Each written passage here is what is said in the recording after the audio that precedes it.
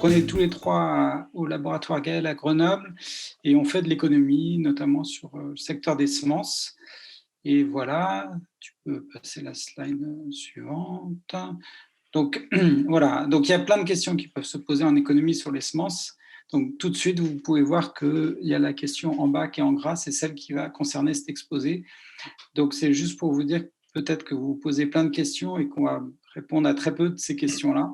Donc, pour en présenter un certain nombre, pour aller vraiment très vite, il y a des travaux beaucoup qui peuvent se porter sur l'adoption par les agriculteurs qui ne sont pas forcément en économie, qui peuvent aussi être en agronomie, des choses comme ça, l'impact, les bénéfices, comment ils se partagent, etc. Donc ça, il y a pas mal de travaux qui ont été faits là-dessus. Après, des questions qui se posent sur l'organisation de la production de semences de manière efficace. Alors ça, il n'y a rien là-dessus, mais il y a des questions, à mon avis, qui sont assez intéressantes là-dessus. Notamment dès lors qu'on commence à avoir des choses où on a des lots un peu petits, il peut y avoir des problèmes de pénurie. Après, il y a des choses qui font bien sûr beaucoup de débats depuis une vingtaine d'années, c'est sur les questions liées à la propriété intellectuelle, au pouvoir de marché, à la concentration. Donc là, on ne va pas du tout en parler, on est un peu loin du sujet, mais il y a un certain nombre de travaux qui ont été faits là-dessus. Et puis, bien sûr, il y a beaucoup de questions là-dessus. Après, bien sûr, ça a été évoqué dans les exposés précédents. Il y a des attentes de la société vis-à-vis de l'agriculture et de l'innovation variétale qui évoluent. Et donc, on a parlé d'agroécologie notamment. Et voilà, et donc, est-ce que le système actuel permet d'y répondre? Voilà. Après, il y a d'autres questions qui portent sur le système de financement de la recherche. Donc, actuellement, la recherche en amélioration des plantes est financée par la vente de semences. Et potentiellement, c'est un système qui n'est pas forcément. On peut se poser la question de savoir si c'est le système le plus efficace. Alors, ça, c'est une question qu'on va aborder dans le projet Mobidiv, mais on a choisi de ne pas vous en parler aujourd'hui parce qu'on n'avait pas assez de temps pour tout faire, quoi. Donc, on va plutôt parler de la réglementation. Donc, ça concerne notamment la balance entre semences certifiées et semences fermières, mais aussi toutes les questions relatives au fait que, en fait, ce système-là, pour aller vite, ce système-là fait qu'il apporte beaucoup plus de financement pour des espèces qui représentent des grandes surfaces, alors qu'on aimerait avoir d'innovation sur des espèces qui couvrent des petites surfaces, des petits marchés. Et donc, ça crée un peu un déséquilibre qu'on trouve aussi dans d'autres secteurs, comme par exemple, on connaît bien la pharmacie, où on aimerait des innovations sur des maladies qui représentent des petits marchés ou pour des pays qui ne sont pas solvables, ou des choses comme ça. Voilà. Donc là, on va parler de réglementation. Et donc, la réglementation, c'est quelle réglementation pour assurer une bonne qualité des semences. Donc ça, c'est vraiment le point central dont on va parler, sans pour autant bloquer le système. Donc on va parler de la réglementation en place, pourquoi elle est qu'est-ce qui explique qu'on ait mis en place ce type de réglementation qui n'existe pas seulement en France. Et puis, il ne faut pas pour autant bloquer le système. Qu'est-ce qu'on veut dire par bloquer le système? C'est permettre la commercialisation de variétés qui, a priori, ne rentrent pas dans la réglementation. Donc, il y a des évolutions qui ont déjà été un peu évoquées et on en parlera. Voilà. Voilà. Encore une autre slide d'introduction. Après, je passerai la parole à Adrien. Donc, le contexte, c'est qu'on se place dans une situation, donc plutôt les grandes cultures, mais à la rigueur, ça pourrait couvrir d'autres cultures, d'autres types d'espèces, pardon. Donc, on est dans un contexte où on a des entreprises, donc on a des marchés, des entreprises qui cherchent à rentabiliser des activités, qui sont engagées dans la multiplication de semences. Ça, c'est, si vous regardez à peu près tout est dans toutes les espèces, il y a toujours une activité des entreprises derrière la multiplication de semences. Et puis, sur les grandes cultures, la création variétale, donc la recherche pour créer de nouvelles variétés, est faite en grande partie aussi par des acteurs privés, par des entreprises, mais pas seulement. Voilà. Donc ça, c'est le contexte. Et donc, ça veut dire qu'il faut s'intéresser au fonctionnement des marchés et comment les entreprises définissent leur stratégie par rapport à ça et tout ça. Voilà. D'où l'intérêt de travailler en économie là-dessus. Ensuite, on a des évolutions des attentes de la société vis-à-vis de l'agriculture et puis même des attentes des agriculteurs aussi. Donc, bien sûr, là, il y a l'enjeu classique d'avoir une bonne productivité, mais aussi il y a des enjeux sur la qualité de l'alimentation et puis sur tous les effets liés à l'environnement, les questions d'agroécologie, on en a déjà parlé. Donc ces attentes, elles ont évolué et donc il faut que le système évolue aussi de manière conjointe. Et puis il y avait aussi les questions mentionnées par Isabelle aussi des agriculteurs, certains agriculteurs qui souhaitent avoir plus d'autonomie par rapport à, leur, à la semence. Voilà. Voilà. Et dernière chose, donc pour décrire ce contexte, hein, qui va être un point vraiment important. Donc, on est dans un secteur qui est très intensif en recherche. Hein. Il y a des taux d'investissement en recherche qui sont très importants. C'est supérieur à 10%. Les entreprises qui investissent plus de 10% en recherche, il n'y en a pas beaucoup. Il n'y a pas beaucoup de secteurs avec cette intensité en recherche. C'est de l'innovation de produits. Il y a très peu d'innovation de process. L'innovation de produits, c'est des nouvelles semences. Voilà. Et donc, c'est des produits. Alors, ce qui est très important, c'est une évidence, mais ça a des conséquences importantes. C'est que les caractéristiques de ces produits, eh ben, ils ne sont pas observables simplement. Et donc, ça va avoir des conséquences sur le fonctionnement économique, etc. Voilà. Donc, on ne peut pas, en voyant une graine, ça serait facile, savoir tous les gènes qui sont dedans, tous les caractères qu'elle contient, etc. Donc, c'est plus compliqué que ça. Et donc, on va vendre le produit, il faut garantir certaines choses. Voilà, donc il y a trois parties. La première, c'est qu'on va repartir à des problèmes économiques assez généraux qui sont justement liés au fait que, ces caractéristiques ne sont pas observables simplement. D'accord ? Donc, on va voir qu'il y a des défaillances de marché et qui peuvent justifier des réglementations. Voilà, donc ça, c'est vraiment assez général. C'est Adrien qui va présenter ça. Et donc, la deuxième partie, c'est moi qui présenterai un peu le système historique. J'irai sans doute assez vite parce qu'il y a certaines choses qui ont déjà été présentées. Et puis, Aline parlera à la fin des évolutions réglementaires. Et s'il y avait une chose à retenir, c'est que, voilà, la première partie est vraiment importante. C'est que sans doute, le système qui est en place a des limites. Voilà, ça c'est clair. Mais ce qui est important, c'est comprendre pourquoi il a été mis en place et quels sont les problèmes économiques qui se posent. Parce qu'il est fort possible que ces problèmes économiques qui se posent avec d'autres modèles, peut-être que les solutions ne sont pas les mêmes, mais c'est important de se poser la question de savoir si les problèmes économiques dont va parler Adrien, ils se posent de la même manière pour d'autres types de semences. Peut-être qu'ils ne se posent pas toujours, mais voilà, c'est vraiment ça qui est vraiment important qu'on veut faire passer dans cet exposé. Voilà. Donc Adrien, je te laisse la parole. Bonjour à tous, vous m'entendez? Ouais. Oui, on vous entend. Okay. Donc moi, oui, donc c'est Adrien, je suis chargé de recherche à l'INRAE. Je travaille avec Stéphane et Aline à Grenoble. Je suis spécialisé un peu dans les interactions stratégiques entre les firmes, donc notamment sur des questions de droit de propriété intellectuelle, sur les règles de commercialisation dans le secteur de l'innovation et spécifiquement aussi donc, sur le secteur des variétés végétales. Alors, je vais vous présenter deux problématiques économiques que l'on peut retrouver dans ce secteur. Alors, il y en a d'autres, ici j'en présente que deux, mais donc la première que je vais vous présenter, c'est sur la qualité de l'information. Et la seconde, c'est comment favoriser et orienter le progrès génétique. Et donc, les deux vont toucher notamment aux normes de commercialisation. Donc, concernant la première, c'est sur la qualité de l'information. Et là, il faut savoir que pour le bon fonctionnement des marchés, il faut que les agents économiques aient une information parfaite sur ce qui est échangé sur les marchés. Donc, que ce soit en termes de caractéristiques, de qualité des biens échangés ou même de comportement des agents économiques sur le marché. Bien sûr, dans la réalité, il y a de nombreux problèmes qui vont exister et on ne pourra pas forcément atteindre cette information parfaite. Et l'un des problèmes qui existe, c'est lorsqu'un des agents n'a pas une information parfaite et une information que partielle sur les caractéristiques ou les qualités d'un bien qui est échangé sur un marché, alors que l'autre agent, lui, a cette information. Et c'est ce qu'on appelle l'asymétrie d'information. Alors, voilà. Alors, l'asymétrie d'information, il y a deux problématiques différentes ici. Il y en a une qui nous concerne et l'autre qui ne nous concerne pas forcément.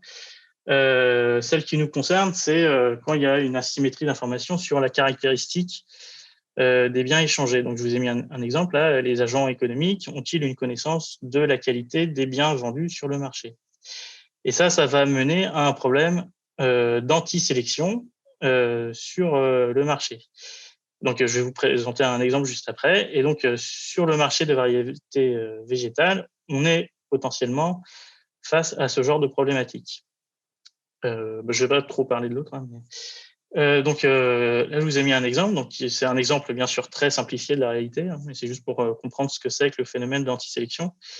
Donc, si on est sur le marché des variétés végétales, il y a les agriculteurs qui vont chercher à acheter une quantité de semences nécessaires à leur production. Et ici, dans cet exemple, ils ont les agriculteurs une connaissance imparfaite du marché. Ils savent juste qu'il y a 50% du marché, de l'offre sur le marché qui est de bonne qualité, donc des semences sur le marché qui est de bonne qualité, et l'autre moitié des semences est de mauvaise qualité.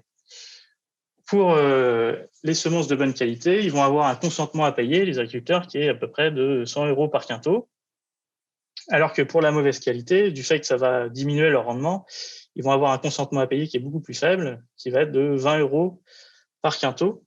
Le truc, c'est que même s'ils ont une connaissance de la proportion de bonne ou de mauvaise qualité, ils ne vont pas savoir exactement quelle semence est de bonne qualité ou de mauvaise qualité.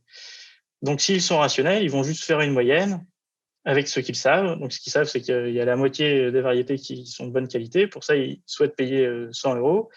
Et il y a l'autre moitié qui est à 20, où ils souhaitent payer seulement 20 € pour la mauvaise qualité. Et donc, ils font une moyenne et ça leur fait un consentement à payer moyen de 60 € par quintot.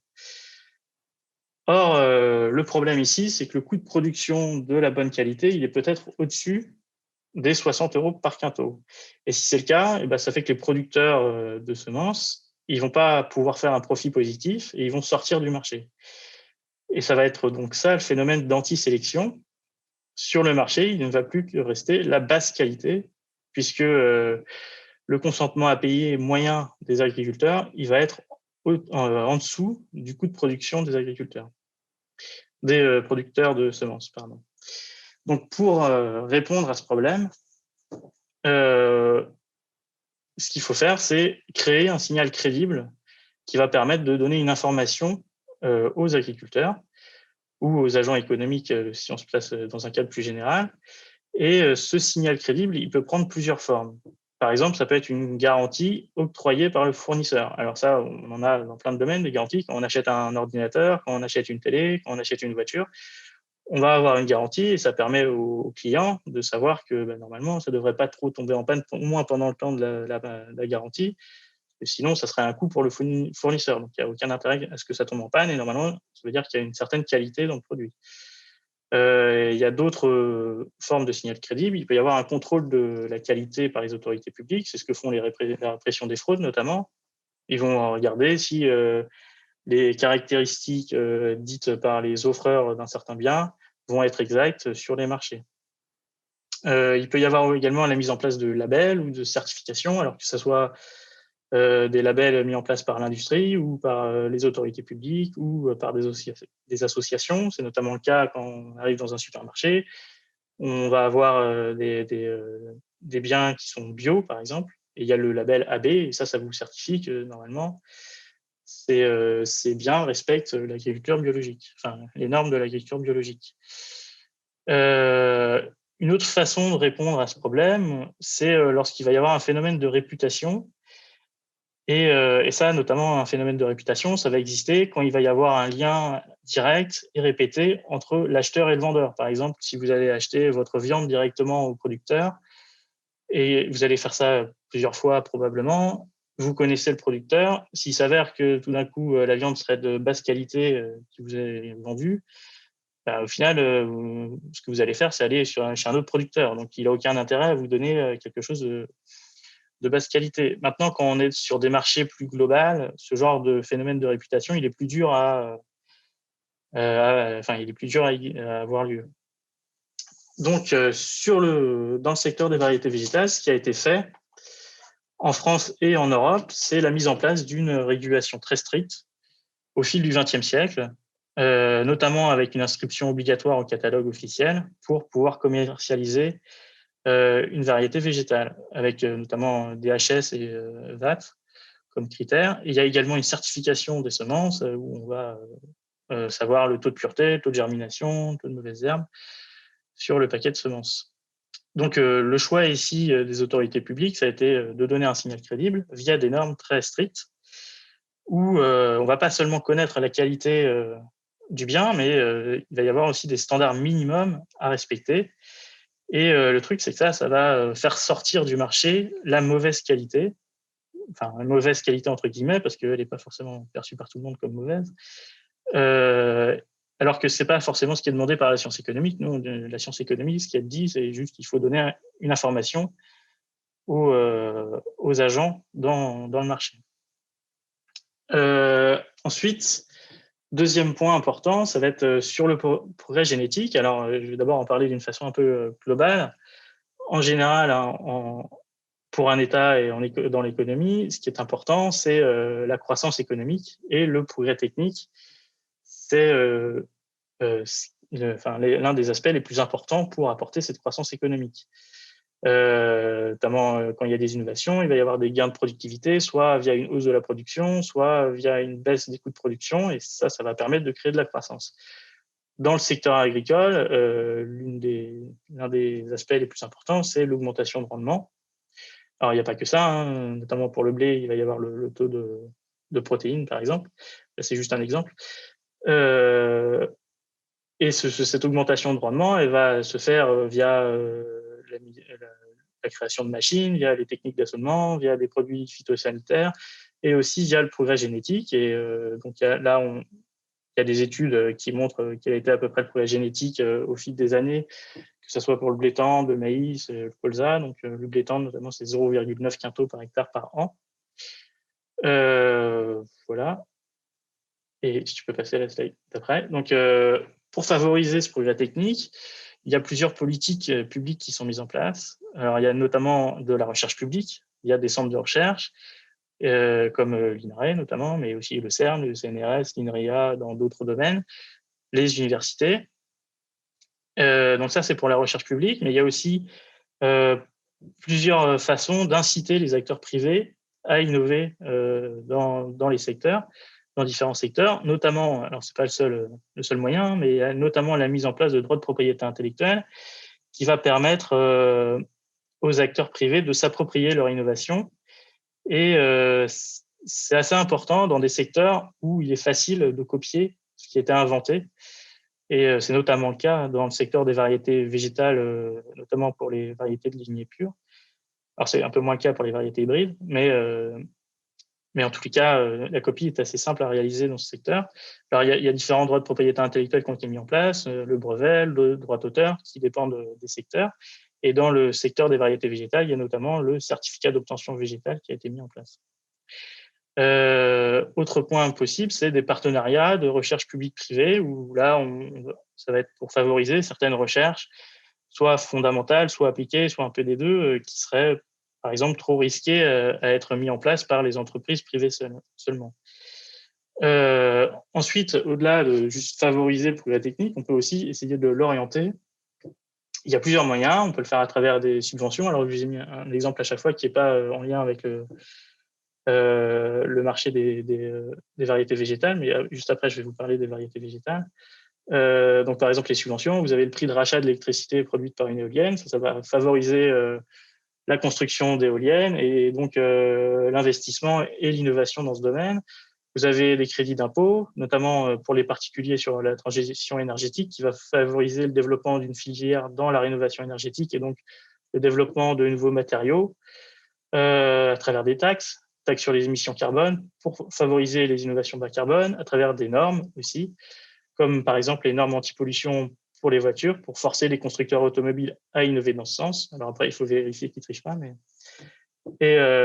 Et dans le secteur des variétés végétales, on va à la fois avoir de la recherche fondamentale à travers une institution publique qui est l'INRAE, par exemple, mais on a aussi des partenariats de recherche publique-privée, comme on a eu récemment, Amazing, Gridweed, PIMUST, etc.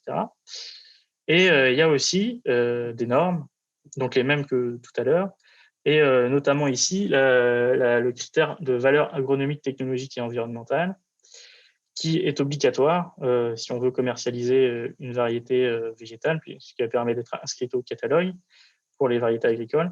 Et l'une des caractéristiques principales de ce critère, c'est notamment le rendement d'une variété. Alors, pas que, hein, par exemple, pour le blé, le taux de protéines, comme ça a été dit précédemment, est important aussi. Donc là, déjà, on voit qu'avec les normes, on oriente le progrès génétique sur certains points, notamment le critère du rendement. Et après, ces deux normes, elles permettent d'autres choses. Elles permettent, si tu peux passer à la slide d'après. Merci. Elles permettent d'autres choses aussi, notamment le critère DHS. C'est pas juste un critère national ni même européen, c'est un critère international qui vient de l'UPOV, qui est l'organisation qui a fait les conventions pour la mise en place des certificats d'obtention végétale, qui est le droit de propriété intellectuelle dans ce secteur. Et ça permet une reconnaissance des variétés au niveau international via ce critère DHS qui doit être respecté à peu près partout et de la même manière. Pour tous les pays qui sont dans l'OMC en tout cas, quasiment tous les pays. Et ici, ça va permettre aux semenciers donc d'exporter leurs variétés et donc de rentabiliser le coût fixe de développement sur un marché qui est beaucoup plus large que seulement son marché national. Alors ensuite, dans le critère VAT, il y a aussi eu la mise en place récemment du E, qui est pour environnemental. Et ça peut permettre de prendre en compte certaines externalités positives ou négatives pour l'environnement et la santé. Notamment, si on prend un exemple, un exploitant, s'il n'a pas trop de regard sur son impact environnemental, il va juste choisir son utilisation de produits phytosanitaires selon les gains que ça va lui procurer. Et il ne va pas prendre en compte l'ensemble des impacts sociaux, donc sur l'ensemble de la société, ou le coût que ça peut induire, notamment en termes d'environnement ou de santé, que peut induire sa pratique d'utilisation de produits phytosanitaires. Et donc, le fait de rajouter une norme environnementale, ça permet de prendre en compte ces externalités. Voilà, je te repasse la parole, Stéphane. Merci. Donc, je vais parler maintenant du modèle un peu historique. Ça va être un petit peu redondant avec ce qu'a dit Adrien, donc j'irai assez vite. Donc, voilà, j'ai fait donc c'est déjà un petit tableau de synthèse. Je vais parler de trois volets, hein, la DHS, la certification sur la qualité des semences et la VATE. J'ai fait un petit tableau synthétisant un peu les différentes propriétés, les différents enjeux économiques. Donc, réduire la symétrie d'information, Adrien en a parlé, et ça, les trois volets réglementaires répondent à ça. Définir une qualité minimum, bon, la DHS ne définit pas vraiment une qualité minimum, c'est plutôt la certification des semences et la VATE. Orienter le progrès génétique, c'est surtout la VATE qui va là-dessus. Il y a tous les enjeux de commerce entre pays et auxquels répondent un peu chacune de ces réglementations. Et puis, il y a d'autres enjeux, notamment les questions de propriété intellectuelle, et la DHS rend ce service-là. Voilà. Alors, maintenant, je vais passer en revue. Donc, sur la DHS, donc bien sûr, on a des innovations de produits, donc on a besoin d'identifier chaque produit, ça c'est clair. On a besoin d'être sûr qu'on est capable de... Voilà, un agriculteur veut être sûr qu'il achète une variété, pas une autre, d'accord? Et donc, pour ça, il faut une homogénéité dans l'espace et dans le temps. Alors, ce qui paraît assez évident si on parle de, je sais pas, d'un téléphone, d'un crayon, des choses comme ça, c'est des processus de production qui sont contrôlés. Là, maintenant, on parle de matériel vivant. Et donc, c'est quelque chose, il faut mettre des contraintes pour l'avoir. Et donc, les contraintes, c'est qu'il va falloir un matériel homogène génétiquement. Alors, si on peut cloner, c'est possible sur certaines espèces. Hein, la pomme de terre, c'est possible, sur le peuplier. Bon, il n'y a pas besoin de trop s'embêter parce qu'on peut cloner à un coût raisonnable, hein, bien sûr, pour pouvoir le faire à grande échelle. Donc là, ça n'ajoute pas trop de contraintes, mais sinon, il va falloir passer par le fait de fixer le matériel, et c'est ce qui a été fait. Et donc, ce qui permet de rendre le matériel homogène dans l'espace, c'est-à-dire que, voilà, au cours d'une année, les différents lots sont en gros identiques, et dans le temps, c'est-à-dire que si je connais une variété et j'en connais la performance, je sais que je peux la racheter 3 années plus tard et ça sera la même variété. Voilà. Donc c'est... Attends, 2 petites secondes. Voilà, donc voilà. Donc, oui, pardon, c'est bon, merci. Donc voilà pour la DHS. Pour la certification de la qualité des semences, vous avez sans doute des exposés là-dessus. Donc c'est Ce qui est contrôlé, certifié, c'est déjà la dénomination de la variété et puis l'ensemble de caractéristiques, qualité germinative, pureté, etc. Et, et juste noter que c'est des exigences qui évoluent un peu selon les générations. C'est-à-dire que voilà, il y a différentes générations de semences dans le process de production de semences et les exigences sont différentes. Donc, c'est géré par le service officiel des contrôles en France. Et soit c'est ce service qui le fait directement, ou soit c'est des entreprises qui ont l'agrément par le service qui font eux-mêmes le contrôle. Et c'est ce qui assure voilà, la qualité des semences pour les agriculteurs. Voilà. Et alors, je vais parler un peu plus de la VATE. Donc, ça n'existe pas dans tous les pays. Ça n'existe pas pour toutes les espèces. Donc, ça existe en tout cas en Europe pour les grandes cultures. Elle est faite, je pense que vous avez dû avoir des exposés, c'est important. C'est une évaluation qui est faite par les organismes nationaux, mais il y a un système de reconnaissance mutuelle. C'est-à-dire qu'on a ce qu'on appelle un catalogue européen qui est l'agrégation de tous les catalogues nationaux. Et quelle est la conséquence de ça? C'est qu'une variété qui est inscrite en Italie pourrait être vendue en France et réciproquement. Voilà. Voilà. Donc, il y a une évaluation de performance sur différents critères agronomiques, technologiques, environnementaux, d'accord. Et donc, on autorise des variétés s'il y a un niveau minimum sur l'ensemble de ces critères voilà, avec des règles qui sont un peu spécifiques à chaque espèce et qui peuvent évoluer dans le temps. Voilà, donc en France, c'est géré par le GVES et l'avis final est rendu par le CTPS et l'évaluation, elle est faite dans différents lieux, etc. Enfin, ça a été un peu évoqué aussi précédemment. Voilà. Alors, la mise en œuvre, il y a des petites remarques sur la mise en œuvre et ça, peut-être que c'est un peu moins sorti dans ce que vous avez pu entendre jusque-là. Donc, bon, il y a une certaine souplesse dans le système, même si elle peut être jugée insuffisante, mais si on regarde un peu voilà, il y a des critères qui ont évolué dans le temps. Par exemple, l'introduction, si on regarde sur le blé, on a à un moment, on a introduit un itinéraire, une évaluation sur un itinéraire base intrant parce qu'on jugeait que c'était un enjeu important, alors que d'autres pays ne l'avaient pas fait. Voilà, il y a des possibilités aussi de créer des listes spécifiques comme des listes pour le blé tendre pour l'agriculture biologique, voilà, avec des critères spécifiques. Voilà. Donc il y a une certaine souplesse dans le système dès lors que les acteurs qui sont impliqués derrière le CTPS se mettent d'accord pour faire évoluer ces critères. Voilà. Alors là, attends 2 secondes. La reconnaissance mutuelle, il y a des avantages et des limites. Pourquoi elle existe, la reconnaissance mutuelle? C'est qu'elle permet de limiter les coûts. C'est quand même assez efficace. Ça évite de redemander dans chaque pays où on veut vendre une variété d'avoir les mêmes coûts d'administration. Donc ça offre une certaine efficacité et c'est bien dans la logique un peu européenne d'avoir un peu simplifié le fonctionnement des marchés. Mais en fait, elle a un effet pervers, c'est qu'elle va créer une concurrence entre les organismes nationaux. C'est-à-dire que s'il n'y a pas de raison, a priori, que les organismes nationaux soient parfaitement alignés sur les critères, et c'est la façon dont ils évaluent les variétés. Et ça serait très compliqué de définir des critères, et sans doute pas pertinent de définir des critères au niveau européen, parce qu'on n'attend sans doute pas de la même chose d'une variété de blé en France et dans un autre pays. Donc, ça a du sens de ne pas les évaluer tout à fait de la même manière. Voilà.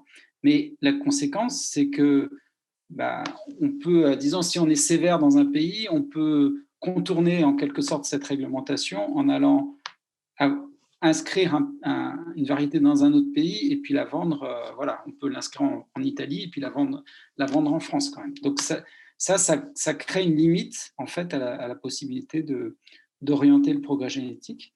Et en fait, ça, c'est repérable, parce que toutes ces informations-là, si vous voulez regarder ça de plus près, en fait, tout ça, c'est l'intérêt des réglementations, c'est que c'est public et donc on a des informations publiques après sur ce qui est autorisé et donc on peut à peu près on peut aller vérifier ça un peu plus près. Voilà, tu peux y aller. Alors,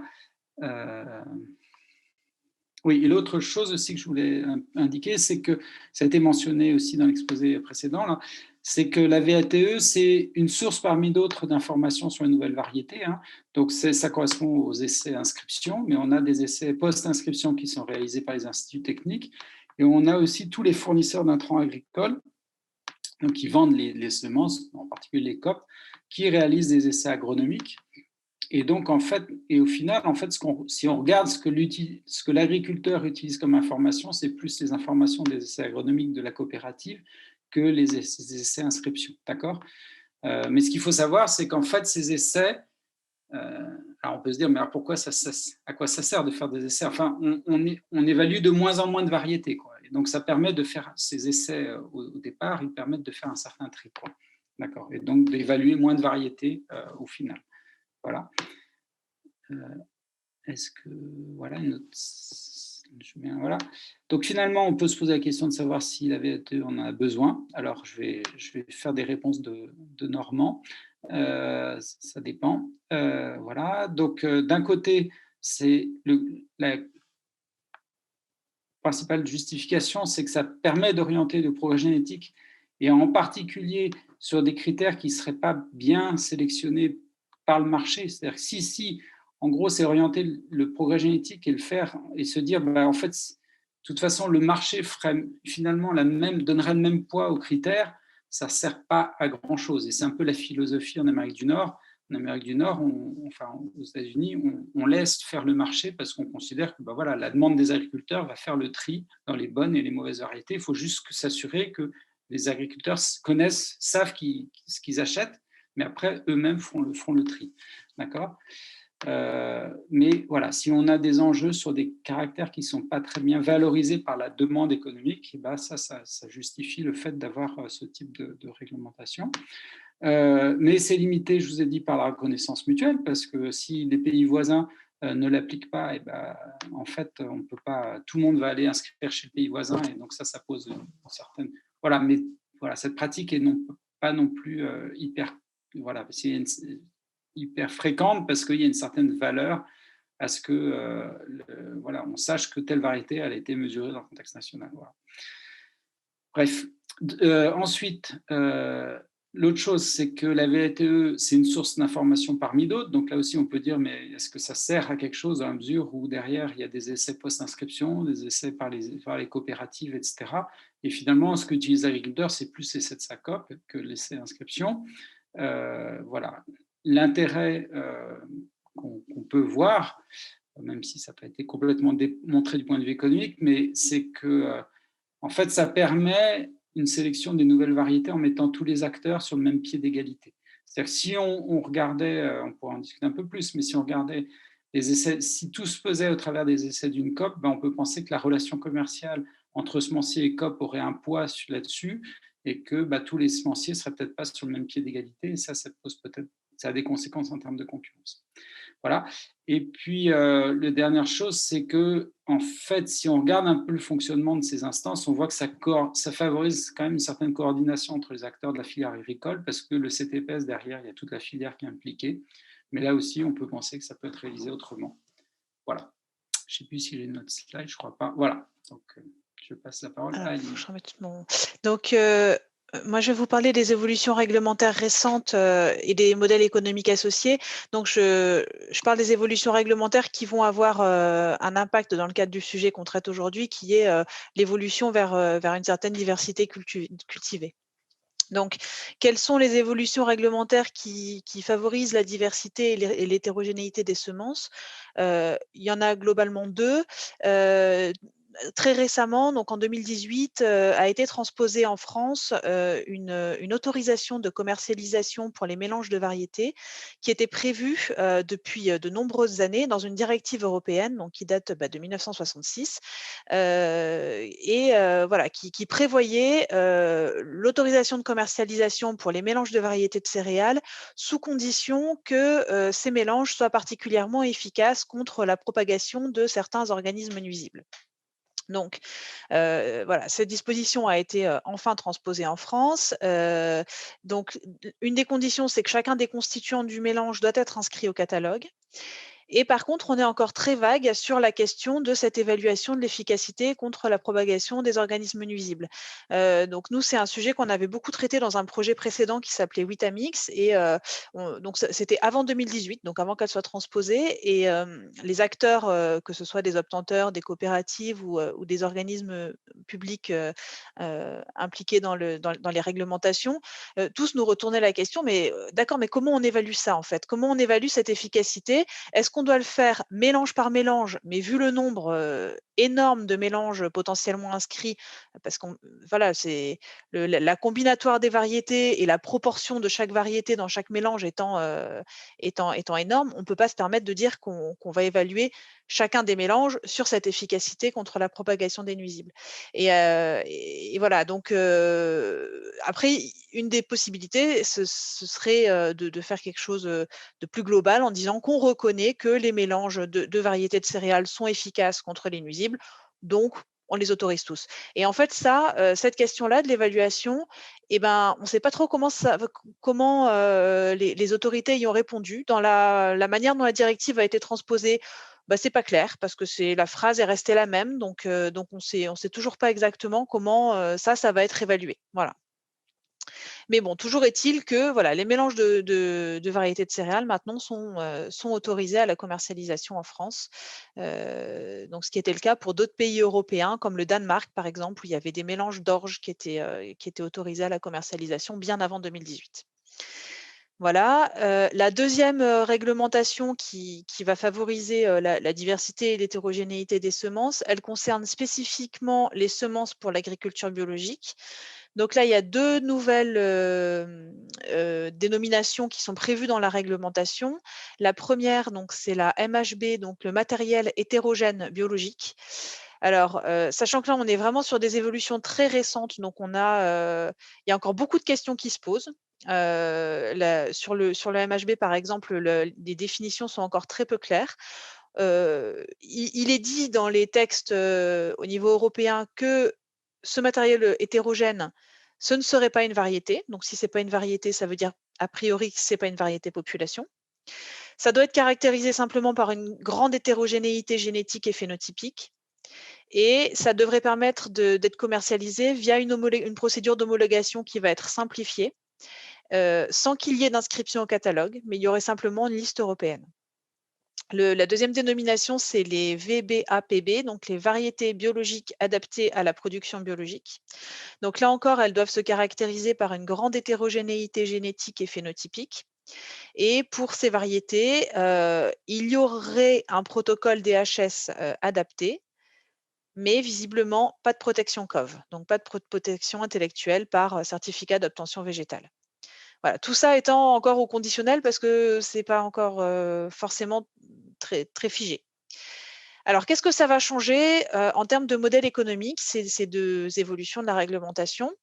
Donc, sur les mélanges de semences, la commercialisation de mélanges de semences, on passerait donc potentiellement d'une innovation, on pourrait passer d'une innovation faite par les obtenteurs par une innovation qui serait faite par les distributeurs de semences. Alors ça, les mélanges de semences pourraient bien sûr être faits également par les obtenteurs, mais a priori, heu, si les mélanges sont faits par les obtenteurs, ils ne vont mélanger que des variétés qu'ils ont obtenues eux-mêmes.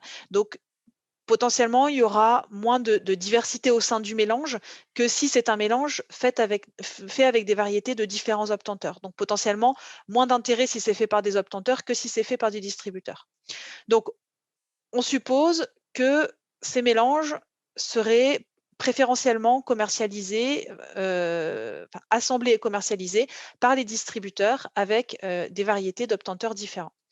Alors ça peut changer un peu le modèle économique parce que ça peut changer les rapports de force et les relations de pouvoir au sein de la filière parce que on peut penser que ça va engendrer une perte de pouvoir des obtenteurs au sein de la filière. Aujourd'hui, ils commercialisent leur variété sous leur marque obtenteur. Donc voilà, on va avoir telle variété qui est la variété RAGT, variété Limagrin, etc.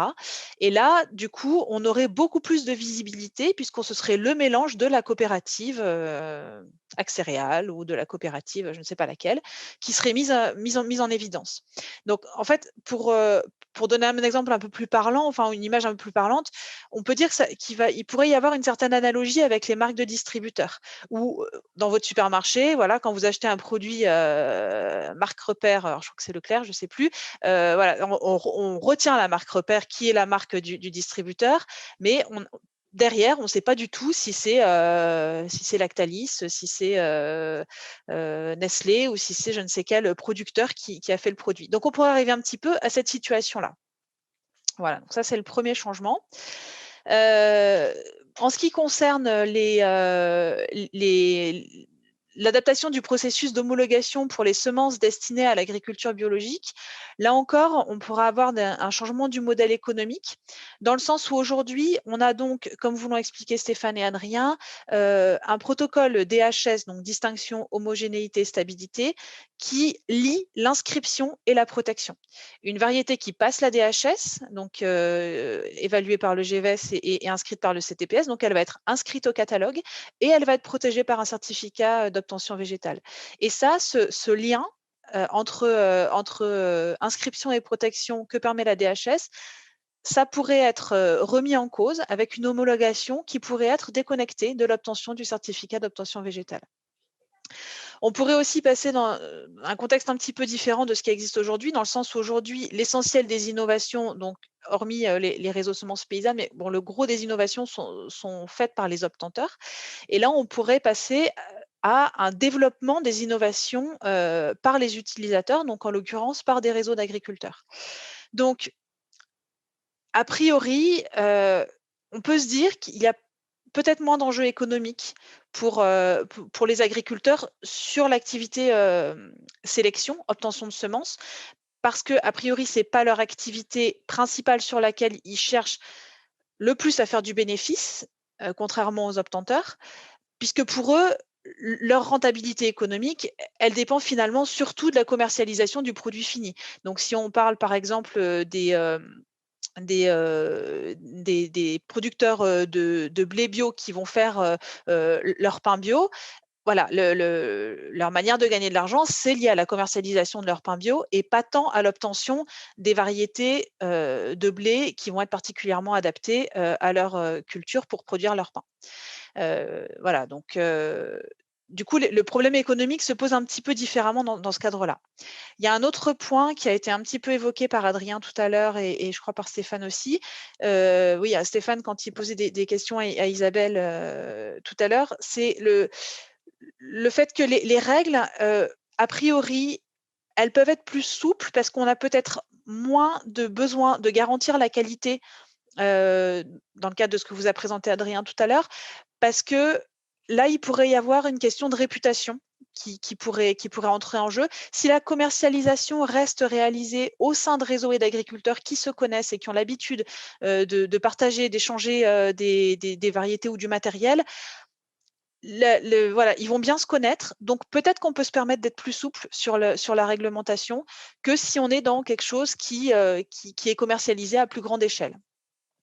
Donc, c'est le point suivant, c'est-à-dire que par contre, si on a une innovation qui va être commercialisée à une plus grande échelle avec de nouveau un fort poids d'une filière avec des obtenteurs ou des distributeurs, là, il va y avoir un enjeu à assouplir effectivement les règles pour permettre la diversification, mais sans nuire au bon fonctionnement du marché. Donc ça, ce sont des questions qui se posent au niveau européen, puisque il y a une expérimentation temporaire sur ce matériel hétérogène pour l'agriculture biologique qui va être mise en place là, par la Commission européenne en 2021, avec notamment des questions sur comment on va décrire, quels critères on va mettre en œuvre pour décrire ce matériel, quels critères de caractéristiques et quelles vont être les conditions du développement et de la commercialisation de ce matériel, pour avoir des règles voilà, toujours assez souples sans créer trop d'asymétrie d'information et donc sans détruire le marché. Voilà, donc je conclus par voilà, dans tout ça, qu'est-ce qu'on va faire nous dans Mobidiv en économie sur ces questions-là. Donc on va se poser des questions sur comment on peut faire évoluer les standards de marché pour favoriser la diversité et l'hétérogénéité tout en garantissant l'information sur la qualité. Comment on peut garantir la qualité de produits qui vont être hétérogènes et évolutifs. On va se poser également la question des règles d'inscription et de protection qu'on peut mettre en place pour inciter les sélectionneurs à proposer des variétés adaptées au mélange. Donc, comment on oriente l'innovation, on incite à l'innovation sur des variétés plus hétérogènes et plus adaptées au mélange. Comment on peut adapter le processus d'évaluation, sachant que là, on est sur des matériaux qui potentiellement vont être très adaptés à différents milieux locaux. Donc, non seulement on a un nombre important de variétés ou de matériel qui peut être commercialisé, mais aussi pour un nombre important de milieux. Donc, comment on fait évoluer le processus d'évaluation pré- et post-inscription pour permettre cette évaluation-là? Jusqu'où on peut aller dans l'évaluation de ces matériaux hétérogènes? Et la dernière question, c'est la question de l'échelle à laquelle va se mettre en place la réglementation sur les variétés hétérogènes et les mélanges. Est-ce que ça va être une réglementation nationale? Est-ce que ça va être une réglementation européenne? Est-ce qu'il y a un enjeu sur c'est la reconnaissance mutuelle dont parlait Stéphane tout à l'heure? Et quels avantages et quels risques ça engendre pour l'attractivité du catalogue français? Et donc pour ce travail-là, en fait, on va se baser sur, une analyse empirique, qui va être menée dans le cadre d'entretiens. Donc on va conduire des entretiens, qualitatifs, semi-directifs auprès des acteurs de la filière, pour bien comprendre les enjeux, leur perception des freins et des leviers, des risques et des scénarios qui peuvent être, envisagés. Et ça c'est sur la base de ces entretiens, on va construire des scénarios qu'on va pouvoir ensuite, simuler. Et voilà, je crois que j'ai terminé. Et je vous remercie pour votre attention. Je regarde le chat. Alors, il y a pas mal de petites questions dans le chat, même des grosses. Alors, ok. Alors, il y a eu une réponse. Isabelle posait la question, effectivement. Bon, ça, je pense que ça a été répondu par Adrien. Effectivement, donc la sélection, aujourd'hui, c'est une activité qui consacre beaucoup d'argent à la recherche, et c'est bien 10%, même moi j'avais entendu un peu plus, du chiffre d'affaires consacré à la recherche. Enfin, disons, dans les gens qui sont embauchés dans l'activité de recherche de création variétale. Vous confirmez, Jean Godot? Alors, moi j'avais posé une question, mais elle est peut-être un petit peu hors cadre. On a vu quand même pas mal de développement de variétés sous contrat qui échappent à cette réglementation. Est-ce que vous avez une idée de l'ampleur que ça a pris? Notamment, je sais que Limagrain a développé des partenariats avec sa filiale Jacquet et qu'ils font des choses avec des blés de force pour faire. Je me demandais. J'ai pas les valeurs, mais je pense que c'est faible. C'est faible, d'accord. Okay. Alors, Lise a posé la question sur. Oui, les caractères. Je crois avoir compris la question. Ça devait être lié quand je parlais de la VATE et du caractère E. C'est-à-dire que, en fait, c'est vrai qu'on peut dire, mais par exemple, le fait d'avoir des variétés résistantes, bah oui, derrière l'agriculteur, il économise sur des pesticides, donc quand même, normalement, il devrait valoriser ça. Alors, l'histoire, c'est quand même les agriculteurs, ils quand même continuent à utiliser des pesticides, donc peut-être que voilà, ce qu'ils sont prêts à payer ne capte pas tout l'intérêt de la société à diminuer pour les pesticides. Voilà, il y a une pollution, etc. Et ça, c'est a priori pas forcément pris en compte par l'agriculteur. Donc peut-être que voilà, ce que l'agriculteur est prêt à payer pour une variété qui a telle et telle caractéristique, c'est pas la valeur globale pour l'ensemble de la société. Donc c'est un petit peu théorique ce que je dis, j'en ai bien conscience, mais bon, je pense quand même que c'est important d'avoir ça en tête. Puis l'autre chose, je pense que c'est aussi important pour en fait, encore sur cet exemple de pesticides, on dit beaucoup quand il y a des impasses sur les pesticides, il faut garder ces pesticides parce qu'on n'a pas de solution. D'accord? Mais pour avoir des solutions, enfin, le fait de pouvoir dire assez en amont, de dire, bah voilà, on va favoriser des variétés qui ont telle résistance à des maladies, donc on est plutôt sur des fongicides, hein, et ben c'est un signal qui va permettre d'avoir l'innovation un peu en amont, de dire, voilà, de ne pas créer cette situation d'impasse, quoi. Donc voilà, c'est quand même, à mon avis, c'est une des justifications importantes de ces catalogues, quoi. Voilà. Par rapport à ce que tu viens de dire, oui, pardon, allez-y. En fait, du coup, c'était ma question, et j'ai l'impression que ça rejoint une autre question qu'on se posait beaucoup, c'était sur le manque de communication et de clarté. Parce que ça, pourquoi est-ce qu'on n'en parle pas plus et pourquoi c'est pas plus mis en avant, même clairement, etc. Et vous nous dites, oui, d'aller voir les critères VAT et DHS. Alors, j'y ai passé des heures, j'ai rien compris. Alors, niveau clarté, c'était horrible. Il y a des articles en français, en anglais, ça dépend des variétés, il y a des choses pas claires. Vous êtes allé chercher Sur le GNIS, sur le GLS, pardon. Je suis allée chercher pour la tomate, c'était les critères DHS de tomate. Et après, alors, c'était horrible. Normalement, il y a des règlements techniques qui sont. Ouais. DHS, c'est pas, à mon avis, ce qu'on a compris. Moi, j'ai jamais fait cet exercice-là. C'est pas des plus simples. Mais ça, faut leur dire. Faut leur dire que c'est pas très, très clair. Et on avait eu le débat avec Madame Bernico et elle trouvait qu'il n'y avait pas de clarté en fait et que ça posait un problème pour les agriculteurs parce que on savait pas en fait. Sur la VATE, il me semble que c'est beaucoup plus clair parce que il y a quand même des réglementations techniques. Alors moi, je les ai regardées pour le colza et pour le blé. C'est quand même assez compréhensible parce que c'est des histoires de pourcentage de témoins. Après, il y a des bonus-malus en fonction justement de si la variété va avoir des résistances aux maladies particulières. Du coup, elle va avoir un bonus. Si au contraire, elle est en condition, donc ils font des répétitions traitées, non traitées. Si dans les répétitions non traitées, elle montre une certaine sensibilité maladie, elle va avoir des malus. Tout ça, c'est plutôt assez bien décrit. Après, la DHS, je ne sais pas si l'agriculteur a besoin d'aller vraiment En de fait, savoir comment. si je puis me permettre, sur la DHS, le principe, c'est que la plupart des critères ne sont pas communiqués et restent à l'intérieur du processus d'évaluation et c'est extrêmement technique. Donc, effectivement, il n'y a pas d'accès à certains critères morphologiques qui sont, même quand ils sont décrits, on a du mal à comprendre. Il y a des hors-types, des catégories de hors-types qui sont décrites de manière très, très difficile à comprendre, même en étant au CTPS, on pose des questions quand ils nous présentent ça. Oui, c'est de la poésie, hein, on est d'accord. Du coup, c'est pas problématique. En fait, si tu veux. Ce que je veux dire, c'est que les sélectionneurs qui appliquent ces critères-là, eux, ils voient très bien ce que c'est. C'est-à-dire ils voient très bien ce que c'est. Ils ont l'habitude techniquement de travailler avec ces critères-là. Les seuils, ils les respectent et ils se comprennent. Mais c'est du jargon de spécialiste. Enfin, j'irai un peu au-delà de ça, moi, Jérôme. Je pense que les critères sont définis pour chacune des espèces. C'est les critères morphologiques qui sont censés être variables et héritables. Ils ne le sont pas toujours. Et en fait, comme c'est de plus en plus difficile de différencier les variétés qui sont de plus en plus apparentées, il faut utiliser des critères parfois un peu tendancieux. Moi, c'est pour ça que on est limite de la poésie là, et sur des choses comme ça. Et ça reflète alors, quelque chose d'assez curieux de la part de gens qui sont assez scientifiques, c'est le refus absolu d'utiliser le marquage moléculaire pour définir une DHS. Alors que ça paraît d'une évidence et d'une simplicité biblique. Et bon, on ne va pas ouvrir le débat de ce truc-là, mais en fait, il y a le fait que les sélectionneurs ne veulent pas qu'on regarde ce qu'il y a sous les jupes de leur variété. Ils ne veulent pas qu'on voit s'ils ont fait de l'essentiel dérivation de la variété du collègue en faisant des back-cross.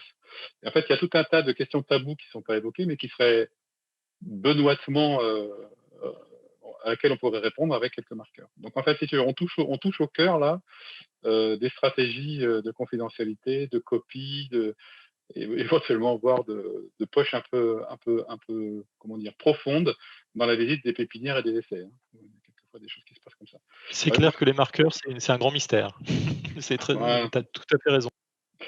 Donc voilà, Lise. Donc en fait, si tu veux, espèce par espèce, tu as dû voir sur la tomate des catalogues morphologiques de dénombrement de poils, de machins, de trucs, qui sont censés être des caractères botaniques hein, d'identification, mais c'est hyper cladistique à l'ancienne.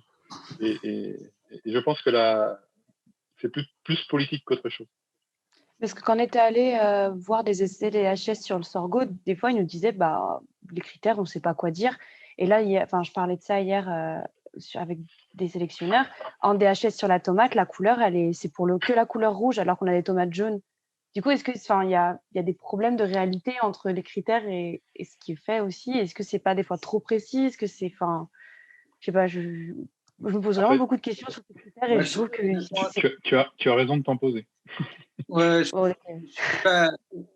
voilà. Nous, ce qu'on voulait souligner, c'est que c'est important d'identifier les produits, quoi. Voilà. Il faut pouvoir savoir identifier les produits. Après, comment on le fait, c'est certainement, voilà, c'est fait comme c'est fait. C'est pas ça. On va pas juste, voilà. On n'est pas capable mais voilà, l'identification, elle est importante du point de vue du fonctionnement des marchés, quoi. Voilà. Si on commence à avoir un mélange de produits où on n'est pas capable de dire finalement tel produit qui est vendu sous tel nom, bah, c'est bien celui-là, il n'y a pas eu de triche par rapport à un autre produit. Si on commence à avoir un marché voilà, où il y a ces doutes-là, ça pose des problèmes. Et alors, une chose qu'on n'a pas du tout évoquée là, mais en fait, derrière ce qu'on a raconté, en fait, c'est des choses qui se posent actuellement dans pas mal de pays en voie de développement, où justement, ils essayent de développer des marchés de semences avec, voilà, on pourrait dire, oui, mais ça évince les variétés locales, etc., ce qui est certainement vrai, mais certains sans doute aussi d'autres effets positifs dans d'autres cas. Et en tout cas, qu'on voit que quand c'est dans ces pays-là, quand il y a un marché des semences, juste en termes d'observation, quand un marché des semences est mis en place, et en général, c'est des pays qui n'ont pas forcément les moyens d'aller mettre, voilà, de payer des fonctionnaires, de payer des institutions qui vont aller contrôler, etc. Et ben, très vite, ça dérape. Et donc, il va y avoir de la triche, etc. Et donc, c'est vraiment ce genre de choses qui a été justifié au départ, qu'on ait mis en place toute cette réglementation qui a besoin d'être dépoussiérée, enfin, qui est un peu dépoussiérée, mais qui a sans doute encore besoin d'être dépoussiérée, quoi. Voilà. Après, juste pour te répondre aussi rapidement, Lise, je pense que ce qui aurait été bien, c'est que la PAC au niveau européen réfléchisse à des services qui soient, eux, un peu élargis. Tu vois, on aurait pu réfléchir à des services écologiques, voire climatiques sur le stockage de carbone, par exemple. On aurait pu rajouter un C à VATE, on aurait pu faire une VATEC, tu vois, et avec peut-être des mécanismes de compensation à l'agriculteur qui achèterait ce genre de variété. Mais t'es plus sur ce problème-là. Enfin, on dépend. Oui, d'accord. Alors, je vous spoile pas, mais on l'a envisagé dans le 4.3. Très bien, c'est sympa. Vous lirez ça plus tard. Ah, j'attends avec impatience de lire le 4.3. Okay. Vous pourrez en parler tout à l'heure, hein, d'ailleurs, okay. Les étudiants. Alors, Jérôme nous signale, for your information, as he said, Soufflet, donc, qui est l'entreprise commerciale qui est implantée dans l'ouest de la France, hein, qui est un meunier, je crois, enfin, qui commercialise des mélanges de blé, le fait pour des questions de stabilité de la qualité et pas pour des maladies. Bon, voilà. C'était juste par rapport à la précision d'Aline sur le fait qu'actuellement dans le règlement qui couvre les mélanges, il fallait montrer l'intérêt dans le contrôle des bioagresseurs. Et donc là, clairement, eux, ils ne le font pas pour ça. Oui, c'est vrai, tu as raison. Alors, Isabelle nous signale que pour l'inscription, alors pas pour l'inscription, du coup, pour l'enregistrement d'une MHB, il faudra décrire le processus d'obtention. Isabelle, tu peux nous... Non. Isabelle ou Stéphane, je sais pas. Oui, je voulais préciser. En fait, ce qui est en train de... Enfin, pour les MHB, là, les décrets d'application, il me semble qu'ils ont été assez finalisés au niveau européen et que ce qui va être demandé, ça va être de décrire le processus d'obtention, donc les croisements, enfin les parents, où ça a été multiplié, etc. En plus, ça doit être développé en agriculture biologique. Donc, pour moi, en fait, le MHB, de s'acharner sur l'idée qu'il faudrait le décrire précisément, c'est contradictoire avec l'intérêt de ce truc, qui est que les agriculteurs s'en emparent pour le faire évoluer ensuite. Et donc, l'information qui va être pertinente pour un agriculteur pour acheter une population hétérogène, enfin un matériel hétérogène biologique, ça va être comment il a été fabriqué, où il a été multiplié, et puis basta, quoi. Et ensuite, l'idée, c'est que lui, il le développe et qu'il l'adapte à son terroir. Donc, c'est pas que ça reste fixé sur des critères qui seraient donnés au départ. Donc, il y a vraiment pas d'intérêt, dans les discussions qu'il y a eu pour mettre en place pour définir ces décrets-là.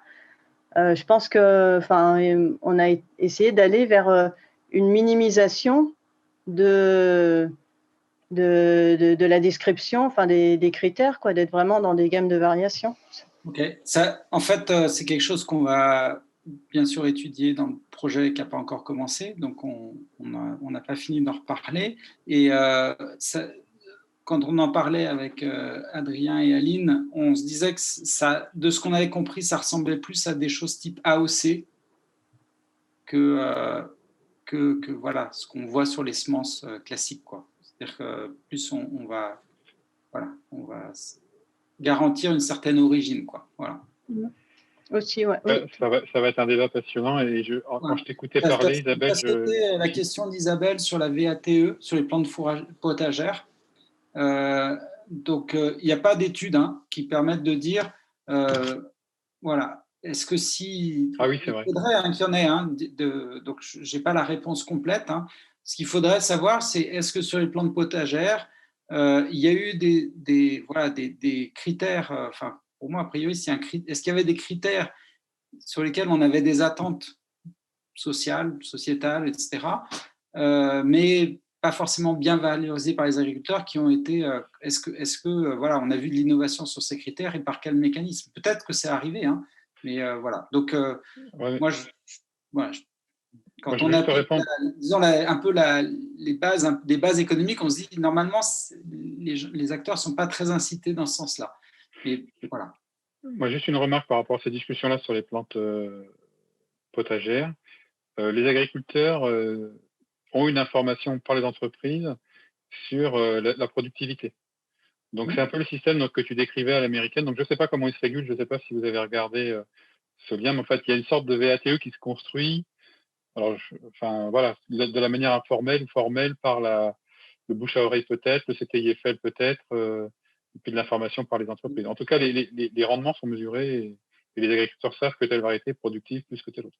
Mais c'est mesuré mais ce n'est pas un critère d'inscription. Mais ça n'est pas un critère d'inscription. Mais tu as raison, ça n'est pas un critère d'inscription. Et c'est mesuré de la même façon sur les grandes cultures, par les coopératives, etc. L'agriculteur a les essais agronomiques qu'il peut aller visiter, etc. Oui, mais ce que dit Elisabeth, c'est que ce n'est pas un frein à l'inscription. Par contre, je sais qu'il y a des débats sur la tomate, enfin, il y a des débats, des questionnements sur le fait qu'une attente des consommateurs, par exemple, liée au goût, eh ben, effectivement, ce n'est pas évalué dans un quelconque VATE ou voilà, sur la tomate et que c'est quelque chose qui peut-être manque, quoi, parce que du coup, ça n'incite pas à obtenir, enfin, développer des variétés de tomates particulièrement goûtues, quoi. Bon, après, il y a d'autres problèmes de maintenir la qualité gustative tout au long de la filière et c'est un autre débat, mais voilà, il y a quand même ça côté obtention, quoi. C'est vrai. Alors, une question de Michel. On ne peut pas dire que ce soit infiniment mieux sur le blé, le côté qualité. Ok. Michel, donc vous pose une question. Alors, c'est un peu long, je vais essayer de le lire. Si le contenu des mélanges commercialisés est public, pourquoi un agriculteur ne ferait pas son mélange lui-même sans payer l'extra coût dû au service d'assemblage de la COP? Alors ça, la réponse c'est oui, il y en a qui le font beaucoup. Et d'ailleurs, avant même qu'il y ait ces questions d'autorisation, en fait, beaucoup d'agriculteurs les faisaient eux-mêmes. Après, il y a des besoins d'équipement qui peuvent expliquer que certains agriculteurs, voilà, c'est pas forcément évident, ils les ont pas forcément là, mais ils peuvent aussi avoir du service il y a comment ça s'appelle, les trieurs à façon qui peuvent aider à faire ça.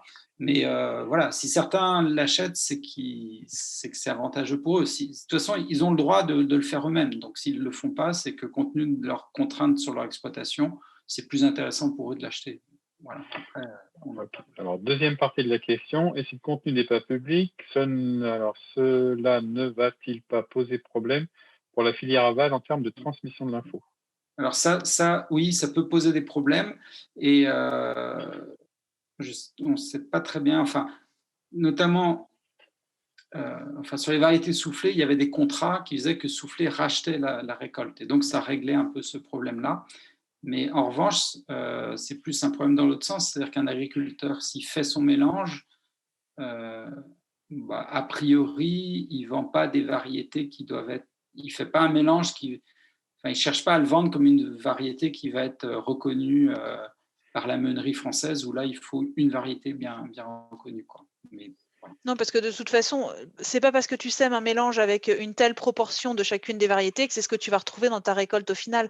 Parce que tu peux avoir une variété qui prend le dessus sur l'autre ou une variété qui a des pertes de rendement et pas l'autre. Donc, du coup, si tu as 20% d'une variété A, 30% d'une variété B, 40% d'une variété C, c'est pas pour autant que tu vas retrouver ces mêmes proportions in fine, quoi.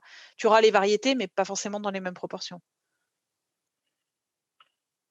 Alors, Isabelle a posé une dernière question. Il y avait encore une autre question de Michel. Les Ah oui, agriculteurs ont-ils accepté de semer des variétés inconnues dans leur champ? A priori, il y en a qui l'ont fait. Voilà.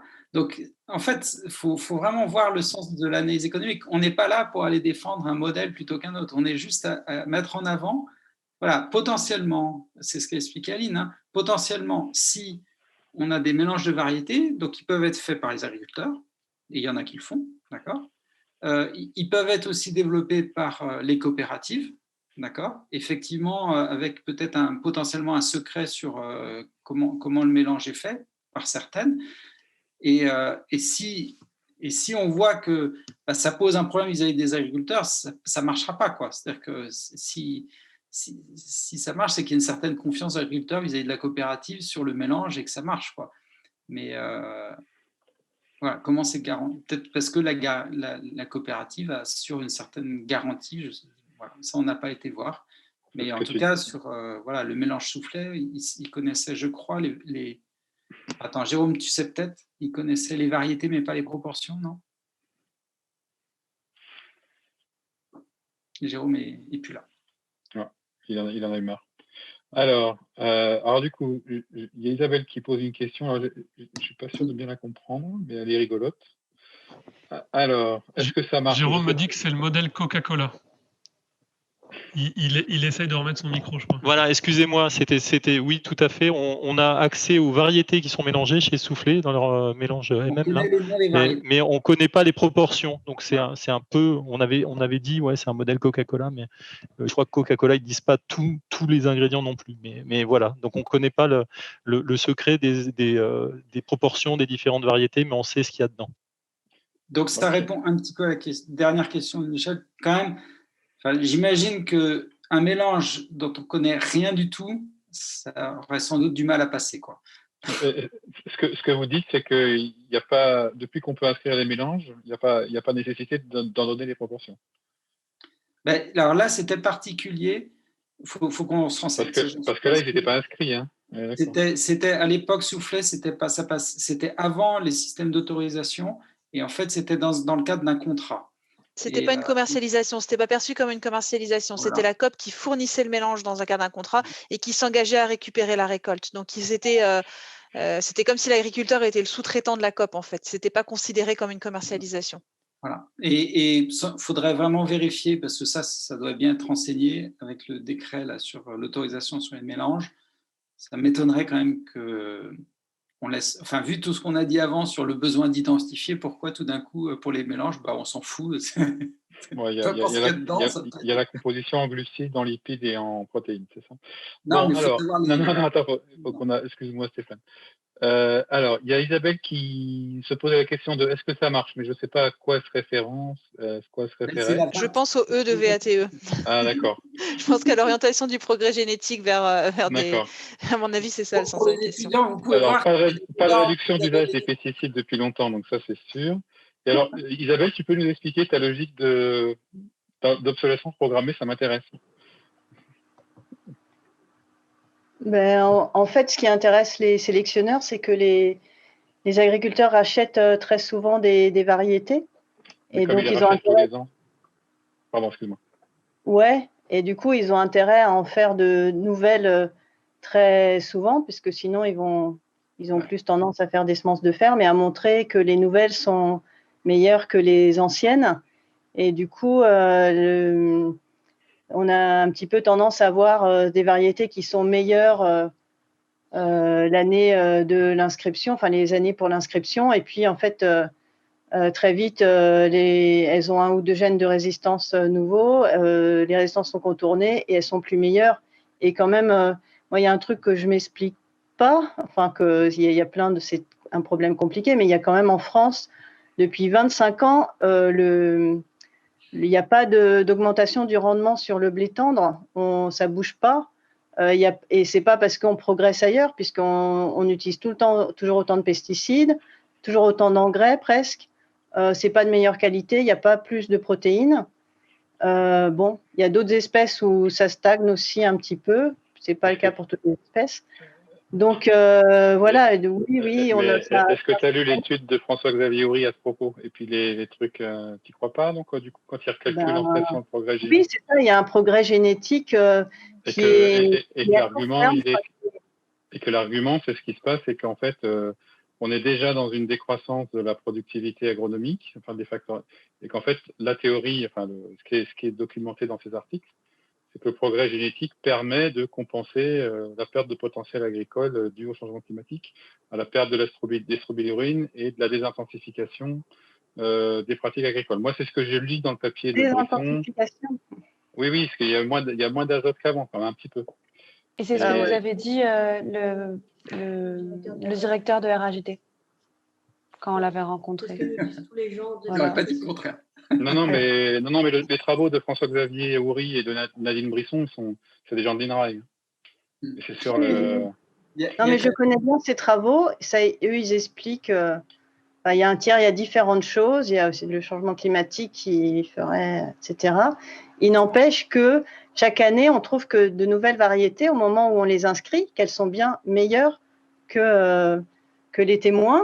Et 2 ou 3 ans après, elles sont plus meilleures que les témoins. Donc, il y a un effort. Enfin, les sélectionneurs, ils arrivent bien à faire un effort d'innovation. Là, je provoque un petit peu. Voilà, ils arrivent bien à faire un effort d'innovation à court terme, mais pour attirer vendre les nouvelles variétés. Mais voilà, ça pas vraiment, ça se traduit pas sur du vrai progrès. Je veux pas. Je me fais l'avocat du diable. Attends, bon, vas-y. Sur ces sujets passionnants, il y a des théories aussi sur l'érosion des témoins, c'est-à-dire que on prend des témoins qui se font grignoter progressivement, notamment par des pressions parasitaires. Donc notre référence s'écroule progressivement et donc le progrès génétique se fait par rapport à quelque chose qui n'est pas stable dans le temps. Donc il y a des réflexions aussi qui vont dans ce sens-là. Enfin, moi, il y a des papiers. Enfin, tu regarderas. Enfin bon, je ne vais pas me faire le. Je suis dans le mauvais rôle là. Je parle encore plus truc. Mais visiblement, sur les variétés de maïs, là, nouvelles qui sortent, il semble qu'il y a eu des progrès assez nets faits sur la résistance au stress hydrique, par exemple. Est-ce que, Jacques, vas-y, Stéphane. Je pense que ce que dit Isabelle, enfin, je suis assez d'accord avec elle sur le fait qu'il y a un nombre de variétés considérable, surtout sur les marchés, dès que les marchés sont assez gros, qui est introduite et qu'on imagine mal que toutes ces variétés apportent quelque chose. Et il y a certainement une surabondance de produits. Alors, et tout ça, je pense que c'est un effet pervers du système. Et cet effet pervers, je ne pense pas qu'il est lié à la réglementation. Je pense qu'il est lié en premier lieu au système de financement de la recherche, alors, qui est basé sur la vente de semences. Et c'est ça, enfin, c'est un des aspects sur lequel on travaille, notamment avec Adrien. On y travaillera un petit peu aussi dans Mobidiv. Mais si on avait d'autres systèmes de financement de la recherche, où on n'aurait pas besoin de tout financer par la vente de semences certifiées, on peut penser qu'on aurait beaucoup moins cette multiplication de produits qui est une perte en fait, parce que ça cause plein de pertes, cette multiplication de produits. Ça a des coûts énormes. La production de semences, c'est super compliqué. Plus on a de produits, plus c'est compliqué, etc. Et donc, c'est très coûteux cette histoire-là. Et ça n'apporte certainement pas... Enfin, il y a plus de 100 nouvelles variétés de maïs en France. On peut se dire que s'il y en avait 20 nouvelles, on aurait sans doute le même progrès génétique que s'il y en avait 100. Voilà. Et donc, il y a certainement... Et donc, si on prolongeait un peu plus la durée de vie des anciennes, mais ça, on est d'accord. On ne perdrait pas forcément beaucoup. Et globalement, voilà, on aurait des je pense que les étudiants se posent beaucoup la question. Là, enfin, je ne sais pas s'il y en a un qui veut s'exprimer par rapport à ce que tu viens de dire, Stéphane. Jérôme. Non, mais attends. Juste parce qu'en fait, ils se posent la question qu'ils ont eue avec Madame Bernicot. Finalement, tu vois, s'il y a un renversement des pratiques et des modèles, et qu'on va plus vers une obtention qui est basée, enfin pas une obtention, mais une dynamique du progrès qui est menée par des groupes plus ou moins informels d'agriculteurs. Est-ce que c'est grave si le système semencier formel disparaît? Donc ça, c'est un peu la question dont on parlait tout à l'heure. Et si jamais on ne veut pas qu'il disparaisse, c'est le débat que tu as commencé à ouvrir. je pense qu'il se pose pas mal de questions sur la manière dont on pourrait financer ça. Mais peut-être que l'un d'entre eux peut peut-être s'exprimer là-dessus. Prendre la suite parce qu'on a travaillé sur ça et on a beaucoup réfléchi et on ne pense pas avoir la solution. Enfin, pour resituer, en fait, là, on a un projet, parce qu'on n'arrête pas d'en parler, où on essaye de définir quel serait le système semencier le plus résilient dans un scénario en 2050. Voilà, dans l'idée. Et du coup, on s'est beaucoup posé la question sur comment est-ce que les sélectionneurs pouvaient survivre financièrement si on enlevait le COV, etc., que nous, on jugeait comme pas vraiment résilient. Et pour l'instant, la conclusion à laquelle on est arrivé, c'est des structures plus petites, plus locales, qui sont beaucoup plus en relation avec les chambres d'agriculture et avec les instituts techniques, et qui fonctionnent avec la vente des semences, certes, mais qui ne sont pas sous COV, et grâce à des appels à projets et des financements type PAC et venant de l'État, donc une plus grande aide de l'État. On sait qu'on vit dans un monde de bisounours, certainement, mais on se dit que c'est comme ça qu'on le voit. Si tu veux compléter que le tilde. Après, il faut aussi se dire que cette idée de restructuration au plus petit, en fait, c'est parce qu'on a un scénario qui fait on rentre dans une régionalisation. C'est pour ça qu'en fait, on a été mené vers des structures plus petites, mais c'est vrai que quand on voit avec le système maintenant, ouais, c'est vrai que la façon dont on a envisagé le système, il n'est peut-être pas adapté à ce qu'on a maintenant. C'est parce qu'on a choisi un scénario de régionalisation qu'on est allé vers là.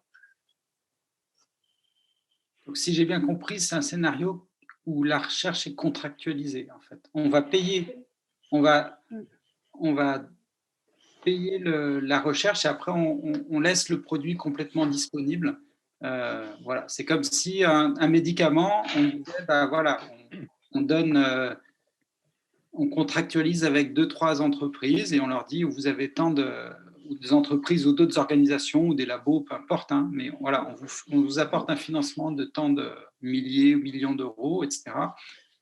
Vous avez un cahier des charges et après le résultat sera public. C'est ça l'idée. Et surtout en fait avec l'idée d'orientation du progrès génétique selon des perspectives nationales, mais qui serait revue donc là pour l'instant tous les 5-10 ans, des objectifs en termes notamment là ce qu'on prenait en termes de qualité gustative, nutritionnelle. On a ajouté ça par rapport à la VAT, donc elle devient la VATEC. Voilà, monsieur David. On a rajouté ça sur aussi des aspects environnementaux, etc. Bon, après, on est en train d'écrire tout ça, mais c'est vraiment d'ajouter différentes opinions et cet aspect nutritionnel qui nous semble très important, notamment sur nous, c'était je travaille sur les potagères, mais aussi sur les céréales, etc. Donc, de nourrir tout le monde, mais de bien nourrir tout le monde. Alors, il y a je pourrais vous envoyer, il y a des travaux, c'est quelque chose qui est ce système de contractualiser pour la recherche et de faire un peu en fait comme des compétitions en fait. C'est-à-dire qu'au lieu de dire, c'est peut-être pas l'idée que vous avez quoi, c'est de dire voilà, on lance un appel, on veut une innovation de tel type et on récompensera l'innovateur par un certain prix, mais après, par contre, l'innovation, elle est publique, quoi. Elle est libre d'accès, etc. Quoi. En fait, c'est quelque chose qui a été pas mal débattu aux États-Unis. Je pourrais vous envoyer, il y a un article qui avait été fait sur des systèmes, l'État fédéral américain a mis en place ça dans d'autres secteurs. Voilà, il y a des initiatives de ce type-là qui ont été mises en place. Donc, c'est vraiment c'est peu utilisé, mais on réfléchit à ça dans d'autres domaines. J'avais juste une question qui est liée à ce que viennent de dire les étudiants là, sur la régionalisation. En fait, je n'arrive pas à comprendre pourquoi, à un moment, la sélection n'a pas pu être captée par les coopératives, en fait, qui peuvent être vues comme ces structures régionales. On a des exemples avec l'Imagrin qui fait ça, qui fait de la production de semences contractualisées. Puisqu'en fait, j'ai l'impression que ce mode de sélection par la COP, il enlève ce problème de biais d'information et tous les problèmes dont nous a parlé Adrien avant, puisqu'en fait, c'est les agriculteurs qui mettent les sous au départ, qui investissent dans la COP. En théorie, c'est la coopérative, au départ, c'est les sous des agriculteurs. Donc, ils n'ont aucun intérêt à ce que la production de semences ne corresponde pas à leurs besoins au final. Bon, peut-être que c'est pareil, là, j'ai une vision qui est un peu biaisée là-dessus, mais pour moi, c'est pas évident pourquoi il n'y a pas n'y a pas beaucoup de COP qui se lancent dans la sélection. Je pense que la principale explication, il n'y a pas d'étude qui a fait ce travail-là à ma connaissance, mais l'explication elle vient du fait que les COP sont sur un marché régional, elles sont fortes au niveau régional et elles sont plutôt sur un schéma d'intégration verticale. Et les semenciers sont plutôt développés à l'international, de façon horizontale, c'est-à-dire ceux qui se sont bien développés, que ce soit les grands groupes ou même si on regarde Després, qui est une entreprise qui est plus petite taille, c'est quand même des entreprises qui, quand elles ont bien marché, c'est qu'elles ont réussi à valoriser leur marché sur des grandes zones géographiques. Ok. J'ai une autre question. Pas forcément en faisant une variété qui est vendue partout, mais c'est simplement qu'après, derrière, il y a un réseau commercial, il y a tout un système qui fait qu'il est plus facilement amorti si on couvre un large marché.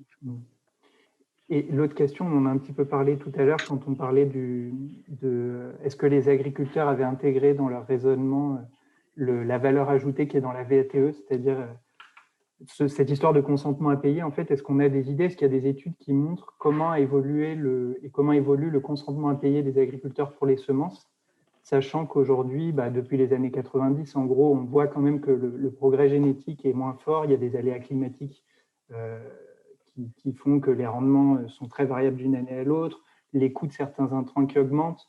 Il y a de plus en plus d'exemples de modèles agricoles qui ont l'air de dire que, je ne dis pas ça du tout ici pour les défendre, mais on voit ces études-là qui montrent qu'en diminuant un certain nombre d'intrants, les agriculteurs finalement peuvent s'y retrouver économiquement parce qu'ils perdent tellement en charge que malgré la perte de productivité, en fait, ils sont toujours gagnants.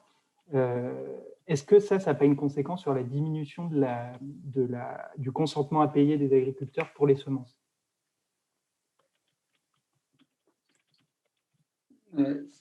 Alors, il n'y a pas à ma connaissance, les études sur le consentement à payer des agriculteurs, il n'y en a que dans les pays en voie de développement. Voilà. J'ai vu, il y a certains travaux là-dessus. C'est beaucoup fait par des expérimentations. En France, j'en ai jamais entendu parler, de fait. Après, est-ce qu'il diminue? J'ai pas l'impression. Je dirais pas qu'il diminue, quoi. Ok. Mais j'ai aucune preuve. D'accord. Non, mais on peut se poser la question de savoir si le progrès génétique va augmenter de façon infinie et que les agriculteurs vont vouloir toujours payer pour plus de progrès génétique. Est-ce qu'il n'y a pas un moment, le système, il va y avoir quelque chose qui va arrêter ça? Est-ce qu'on n'a pas déjà des petits signaux faibles qui pourraient nous montrer ça, quoi? Mais l'agriculteur, normalement, le fonctionnement du marché fait qu'il n'est pas censé payer plus cher. Il ne paye pas tant au rendement. Je suis d'accord. Mais par contre, en payant toujours la même chose… Il va payer peut-être un peu plus cher, et ce n'est pas sûr du tout. Pour une nouvelle variété. Mais cette nouvelle variété, une fois qu'il y en aura une nouvelle, c'est regarder ce qui se passe sur les biens, plein d'autres biens. Je suis d'accord, comme les téléphones et tout ça, on paye toujours pareil, mais par contre, on a un progrès plus important à chaque nouvelle génération. C'est un peu l'idée de la VATE, ça, tu veux dire. Tu payes le même prix tous les ans pour des trucs qui sont censés être mieux. Oui. Et tu rachètes, c'est aussi le principe de l'obsolescence programmée. Tu rachètes des trucs alors qu'en fait, tu pourrais toujours utiliser le même. Voilà. Et juste un point de détail, les agriculteurs, ils peuvent multiplier leurs semences pour les autogammes. Et donc là, leur envie d'acheter du progrès génétique, elle se voit directement. C'est-à-dire qu'actuellement, on est à 50% de semences de ferme. Alors, ils les renouvellent, ils les achètent et ils les multiplient. Mais voilà, quand ils ont un gros intérêt, des gros bénéfices sur une culture, ils achètent plus facilement ces semences-là. Attention, il y a un truc là. C'est que là, il faut raisonner un peu de façon économique. C'est que la semence sur les autogammes n'est pas chère du tout. Et pourquoi elle n'est pas chère? Parce qu'il y a la concurrence des semences fermières. Là où la semence est chère en comparaison du coût de production, c'est sur le maïs, c'est sur le tournesol, etc. Donc en fait, il faut faire attention à ce que tu dis, Jérôme. Je pense qu'il y a des agriculteurs, l'économie à acheter la semence de pas faire sa semence par rapport à acheter la semence certifiée, elle n'est pas énorme. Enfin, Oui, voilà. mais si tu m'expliques que la différence, c'est juste qu'ils ne peuvent pas le produire et que pour des espèces qui ont la même absence ou la même stagnation de rendement, ils payent systématiquement parce qu'ils ne peuvent pas les produire eux-mêmes, ça va aller dans le sens de Non, je ne comprends pas ce que tu dis. l'incitation à acheter. Tu me dis, voilà, on tire les semences vers le bas quand on peut les produire soi-même, et quand on ne peut pas les produire, le système semencier les fait payer plus cher. On peut retourner l'argument. C'est pas lié, c'est pas corrélé au progrès génétique, c'est lié au fait que l'agriculteur peut les produire ou ne peut pas les produire. Oui. Donc c'est la construction du système, et c'est pas l'intérêt au progrès génétique qui fait ça. Je crois que je suis d'accord, si j'ai bien compris ce que tu as dit. Ma question par rapport aux semences de ferme qui serait intéressant de faire comme manip, ça serait de voir si les gens qui utilisent des semences de ferme, les variétés qu'ils utilisent dans la semence de ferme, est-ce que c'est juste celles juste d'avant ou est-ce que c'est des vraiment vieilles variétés ou des variétés qui ont 15 ans qui, d'après Isabelle, sont aussi puissantes et efficaces que les variétés qui viennent d'être inscrites ou qui ont d'autres propriétés. Je parle du système conventionnel, hein, Isabelle, pas en bio, parce que là, je suis d'accord qu'il y a un décalage. Moi, je sais pas, j'ai quand même l'impression que, pour d'autres raisons dont on a parlé, hein, l'évolution du microbiote, le fait qu'effectivement, il peut y avoir une usure du génotype dans son environnement, il y a des choses chez les forestiers qui a été racontée qui est assez incroyable, qui est dans le bouquin de Marc-André Sellos, hein, sur l'arrivée des nouvelles espèces dans des territoires dans lesquels il n'y a pas d'un microbiote adapté, puis petit à petit, la performance diminue parce que les pathogènes arrivent. Enfin bon, il peut y avoir aussi effectivement des obsolescences. Alors, elles sont programmées, oui. De toute façon, si elles ne l'étaient pas, est-ce qu'elles sont volontaires? Si elles ne l'étaient pas, les semenciers n'existeraient plus parce qu'on aurait la variété idéale qui ne bougerait plus. Et puis alors après, la grosse question, là, c'est tout le monde raisonne là, comme s'il n'y avait pas de changement climatique. Moi, j'ai l'impression quand même qu'il va y avoir du boulot aussi là-dessus. Alors, qu'il soit fait par les sélectionneurs ou par des réseaux de semences paysannes, mais j'ai l'impression quand même qu'on n'a pas le génotype qui va être adapté à tout et tout le temps, quoi. Je ne sais pas. Il y a aussi un autre truc qui n'est pas clair pour moi. Peut-être que Jérôme, tu as une réponse à ça.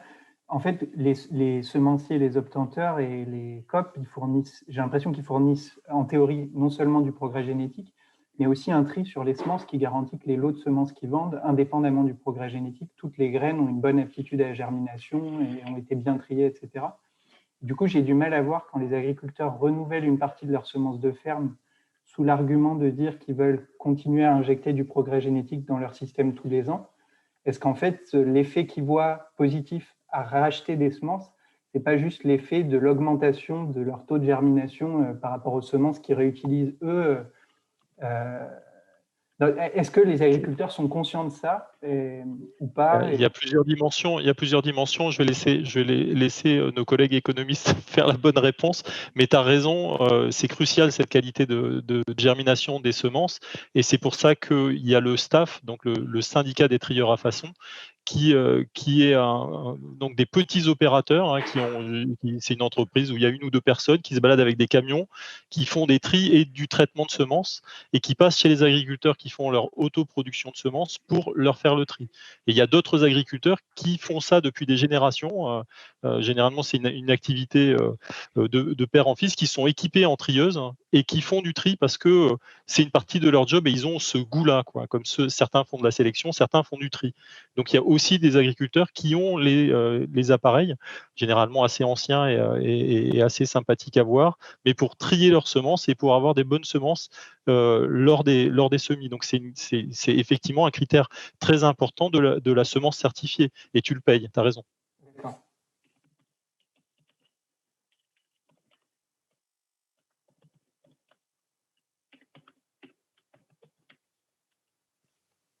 Pas de complément de Stéphane ou Aline sur ces dimensions-là?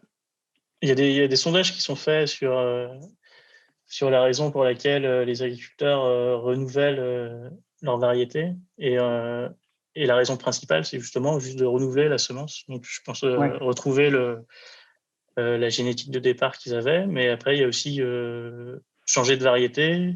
Ok. Et après, il y a des raisons parce que l'année d'avant, ils avaient des récoltes mauvaises ou... Enfin, la raison principale, en tout cas, c'est renouveler la semence, c'est 16%, changer la variété, c'est 14%. Ok. Mais pour renouveler la qualité de semence, c'est très large. Hein.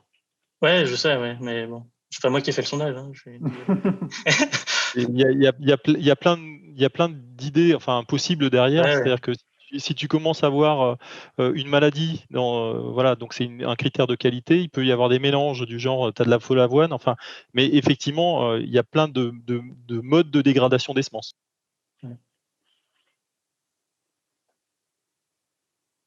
Est-ce que la question n'est pas l'impact d'avoir introduit de l'hétérogénéité dans ces espèces, dans ces effets d'usage des semences de ferme? Parce que là, la discussion est partie là-dessus, un peu quelle que soit l'hétérogénéité de la production. Or là, depuis ce matin, on parle de mélange. Donc, quand un agriculteur va récolter un mélange, quel va être l'impact d'usage de la semence de ferme ou du rachat de semences certifiées de chacune des variétés du mélange? Est-ce que des questionnements particuliers liés à cette hétérogénéité vont émerger?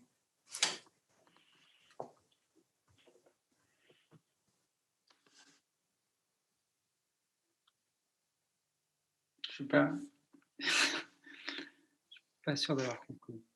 Fondamentalement, la discussion qu'il y a depuis un quart d'heure, 20 minutes, porte aussi bien sur de la production de variétés pures, en culture pure, qu'en culture en mélange. Tout ce qui a été dit là depuis une vingtaine de minutes, ça concerne aussi bien la culture pure que la culture en mélange.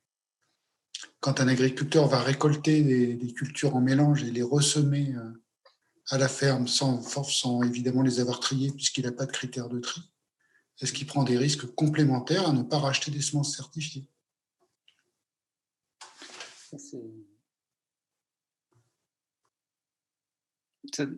J'en ai aucune idée.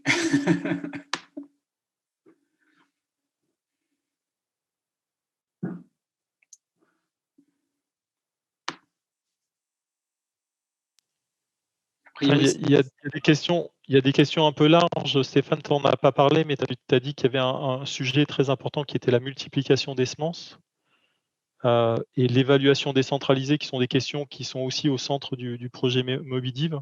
Et dans la possibilité de multiplier localement des semences, parce qu'on fait ça de manière décentralisée, et quand on les multiplie en décentralisé, on les évalue aussi.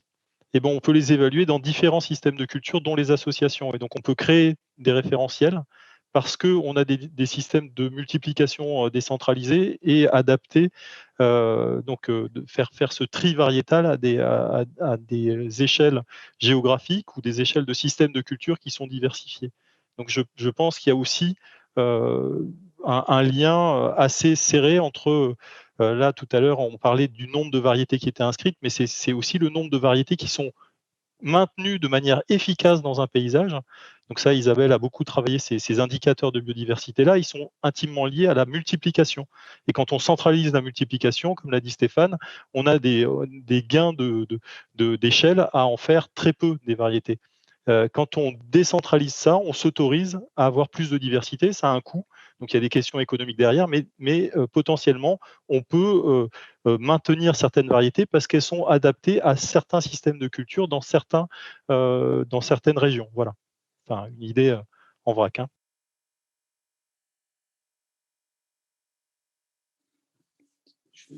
Si je peux dire quelque chose sur où se fait la production, en fait, la première chose, si on regarde juste sur la partie semences certifiées, le déterminant premier, c'est le coût de transport. Et le coût de transport par rapport à la quantité, c'est-à-dire qu'il faut bien avoir en tête que selon les espèces, la quantité de semences qu'il faut pour semer un hectare est très, très différente. Pour le colza, c'est rien. Pour le blé, céréales à la paille, c'est énorme. Et donc, la part du coût de transport va être énorme. Et en fait, le système de production de semences s'est organisé par rapport à ce coût de transport. Et ça explique pourquoi, pour les autogammes, les céréales à paille, par ailleurs, le fait que les marges soient faibles fait qu'on peut encore moins se permettre de dépenser de l'argent avec du transport. Donc, on optimise à fond. Et donc, les semences sont produites de façon assez décentralisée. Je parle de semences certifiées, hein, au niveau des COP, qui, bien sûr, après, font travailler des agriculteurs multiplicateurs. Voilà. Alors, est-ce que ça couvre ce que tu disais? Je n'ai pas l'impression. Tu étais plutôt sur la production de semences fermières, etc.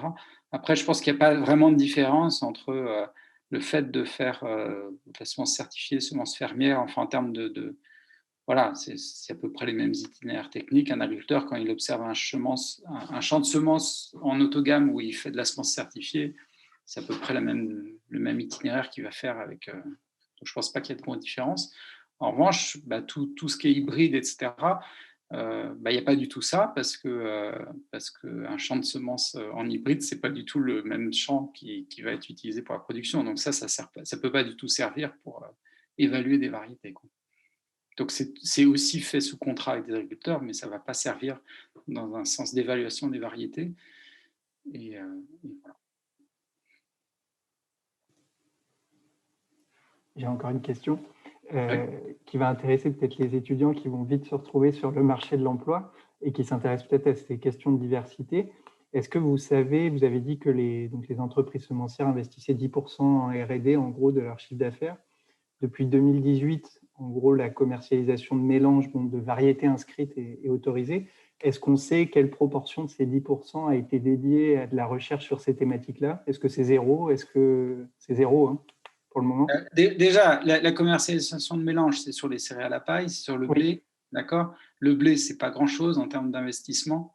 C'est beaucoup, l'investissement est beaucoup sur le maïs, sur le colza, etc. Je parle pour les grandes cultures, hein. Et je pense que là, aujourd'hui, peut-être qu'il y a certaines entreprises qui regardent un petit peu les mélanges, mais je pense que c'est sans doute plus les coopératives qui doivent faire peut-être des essais agronomiques, parce qu'elles peuvent le faire. Il suffit juste de mélanger des semences, différents sacs de semences, hein. Il n'y a pas besoin d'être sélectionneur pour faire ça. Peut-être que Jérôme a d'autres informations, mais intuitivement, je dirais que c'est assez faible.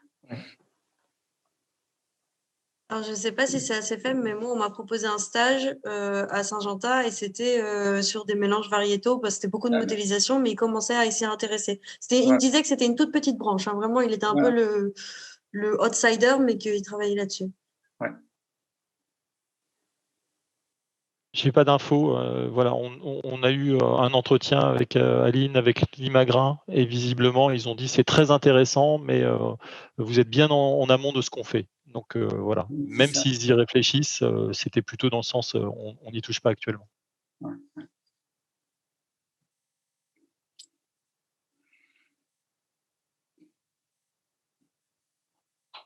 Alors en fait, monsieur, vous avez votre micro coupé, donc on vous voit parler, mais on ne vous entend pas. Ah bah ça c'est grave alors. T'imagines tous les trucs vachement importants que j'ai dit que vous n'avez pas entendu. Bon. Bon, non, je disais, je sais plus ce que je disais, c'est pas grave. Juste, est-ce que vous pensez qu'on a fait le tour un petit peu de la journée?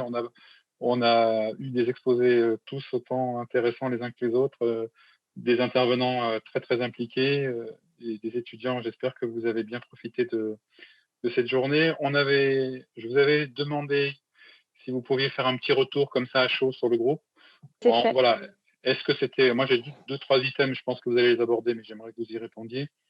Est-ce que ça allait en termes de calage? Est-ce qu'il n'y avait pas trop de décalage entre ce que vous attendiez ou ce que vous saviez, ou alors est-ce qu'au contraire vous sentiez à l'aise, parce que bon, et que finalement c'est des journées qui finalement à la fin d'un module ou d'une formation académique sont bien adaptées pour vous permettre de voir où en sont les questions. Alors là, sur les impressions de tout le monde qu'on a pu mettre, ça a l'air d'aller, ça allait un peu vite, mais c'est normal. Il y a même la proposition de faire ça sur 2 jours pour qu'on ait le temps d'assimiler les informations en étalant peut-être les interventions. Enfin, je ne sais pas, c'est peut-être à réfléchir. Mais en tout cas, que c'était très diversifié et que, moi, j'ai pas eu l'impression qu'il y avait de redondance, même avec ce qu'on voyait en cours, c'était très appliqué. Et même sur le DHS et VAT qu'on a vu plein de fois, on a appris plein de choses, donc c'était super cool. Voilà. Mais en tout cas, tout a l'air d'avoir été compris. Juste, c'est rapide et en une journée, c'est normal qu'on n'ait pas tout assimilé. Alors, ok, j'ai une petite question. Aline, vous avez parlé de poiscaille et de blé rangère. Est-ce que Oui. vous voyez, est-ce que vous vous projetez éventuellement dans 3, 4, 5 ans dans des Merci blés Jacques pour la rangés question. Ah, mais et Aline, je ne sais pas si tu l'avais prévu, mais je te l'ai brûlé peut-être. Ah, bon, Aline a dû fermer son micro. Ah Mais oui, tu peux pardon. Oui, non, mais c'est bien, vas-y, tu peux mais continuer. tu peux la reformuler, tu sais.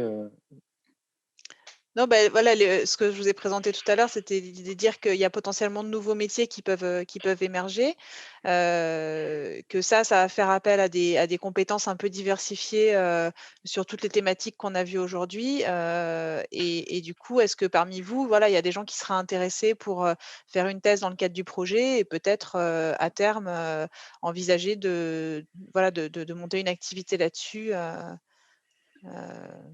voilà, dans les années à venir. Comment vous sentez ça? Moi, ça m'intéresse énormément, mais ça fait plein de fois qu'on nous dit il y a des nouveaux métiers qui vont se créer, etc. Mais ça, enfin, on a beaucoup de pression limite, mais sauf qu'on ne voit pas comment comment on va pouvoir le faire. Là, je sais pas pour moi. Enfin, dans mon cas, on me dit oui, il y a plein de choses à faire pour changer les systèmes semenciers. Il y a plein de nouveaux métiers qui vont être créés, mais réalistement parlant, je me sens toute petite et quand on voit les offres de stage, ça reflète pas du tout ça. Donc, puis même les thèses, est-ce qu'il y a derrière, si c'est pour faire une thèse et rien derrière, ça fait peur aussi, parce qu'on voit que la galère après une thèse. Alors, je pense qu'il y a beaucoup de questions où nous, on aimerait vraiment faire des choses différentes, mais on n'a pas l'impression qu'on nous donne les possibilités après de le faire, en fait. Voilà. Je sais pas si c'est la réponse à laquelle vous attendiez. Non, OK. Ouais, bah, de toute façon, oui, après, comme c'est une création de nouvelles activités, ça veut dire qu'effectivement, il y a sans doute beaucoup d'incertitudes, quoi, et que c'est sans doute à nous aussi d'en prendre conscience dans le cadre du projet et d'essayer de lever ces incertitudes au fur et à mesure du projet. C'est un indicateur de succès, comme tu les as présentés, Aline, hein. Mobidiv doit bouger ces lignes-là. Donc on verra comment on y arrive. C'est très ambitieux, ça ne dépend pas d'un groupe de recherche, mais comme on l'a dit, il y a plein de projets connexes et certains avec pas mal d'acteurs. Donc on peut imaginer que dans 6 ans, la situation sera différente. C'est ce qu'on espère en tout cas. Ok. Bah oui, je pense qu'on va y travailler. Et bon, moi, je dis souvent aux étudiants qu'il va y avoir des opportunités. Je suis d'accord avec Lise. C'est pas encore facile de voir exactement comment créer une activité économique. On voit quand même qu'il y a des ONG, il y a des associations. Il y a eu quelques exemples dans les réseaux avec Isabelle. Donc, c'est à réfléchir. Les questions actuellement, c'est les COP sur les mélanges. Effectivement, il y a Soufflé qui a de l'avance, et puis il y a pas mal de COP qui posent des questions en disant qu'est-ce qu'on peut faire, quels sont les critères, comment on peut s'y prendre. Donc, dans les assembleurs, ici, voilà, c'est ceux qui bougent le plus actuellement. Et si je peux faire une remarque, si les économistes du projet arrivent à nous proposer un modèle où on récupérerait le crédit impôt recherche pour le réinjecter sur de l'innovation au service de la société, il y a du boulot dans les semences paysannes aussi. Hein. Attends. Et pas que paysannes, du coup, Isabelle. Qu'est-ce que tu veux dans le... Aussi, vous parlez des semenciers, il y a du boulot dans les semences paysannes. Attends. Et la CVO, Isabelle, et la CVO. Quoi, la CVO? Le crédit d'impôt, oui, et puis tu pourrais imaginer aussi la CVO, quoi, la contribution volontaire obligatoire. D'ailleurs, question joker là, pour nos collègues du GAEL. Si un agriculteur déclare qu'il cultive sa propre variété, touche-t-il sa CVO s'il livre à une COP? Répète la question. La CVO, elle est au quintal de blé amené à la COP. Oui. Quoi que ce soit. Oui. Et tu déclares à la variété que tu as mise. Oui, c'est ça. Tu es remboursé en présentant tes factures d'achèvement. Non, c'est plus comme ça maintenant. Maintenant, c'est une ristourne sur l'achat de semences. En fait, tout le monde la paye et il y a une ristourne à la facture. Est-ce qu'il pourra s'auto-acheter des semences pour bénéficier de sa propre ristourne? Est-ce qu'il peut récupérer sa propre CVO? Je vois Isabelle qui dit non. C'est l'arnaque. C'est là l'arnaque. Oui, il y a une sorte d'arnaque là, je suis d'accord. Après imaginons que ça fasse 20% du marché un jour. Ça commencera à faire de l'argent. Comment ces 20% de CVO retournent effectivement au financement de ce qu'on vient de parler? Isabelle, tu as réfléchi à ça ou... les paysans, ils sont contre la CVO, donc j'ai du mal à réfléchir à ça. En plus, je suis pas économiste, moi. Oui, mais on voit bien que tu aimes bien mettre le bazar, toi. Isabelle, si on prend, et il y a plusieurs, voilà, tu as Arvalis qui est financé par des fonds prélevés sur la vente des céréales. Donc, si tu considères qu'une part de ces ponctions-là sert à gérer l'obtention et notamment la gestion in situ, tu vois, entre un crédit d'impôt recherche et quelque chose qui actuellement est un système en place pour les instituts techniques, enfin, moi, ça me semble plus direct. Bon, allez, on va s'arrêter.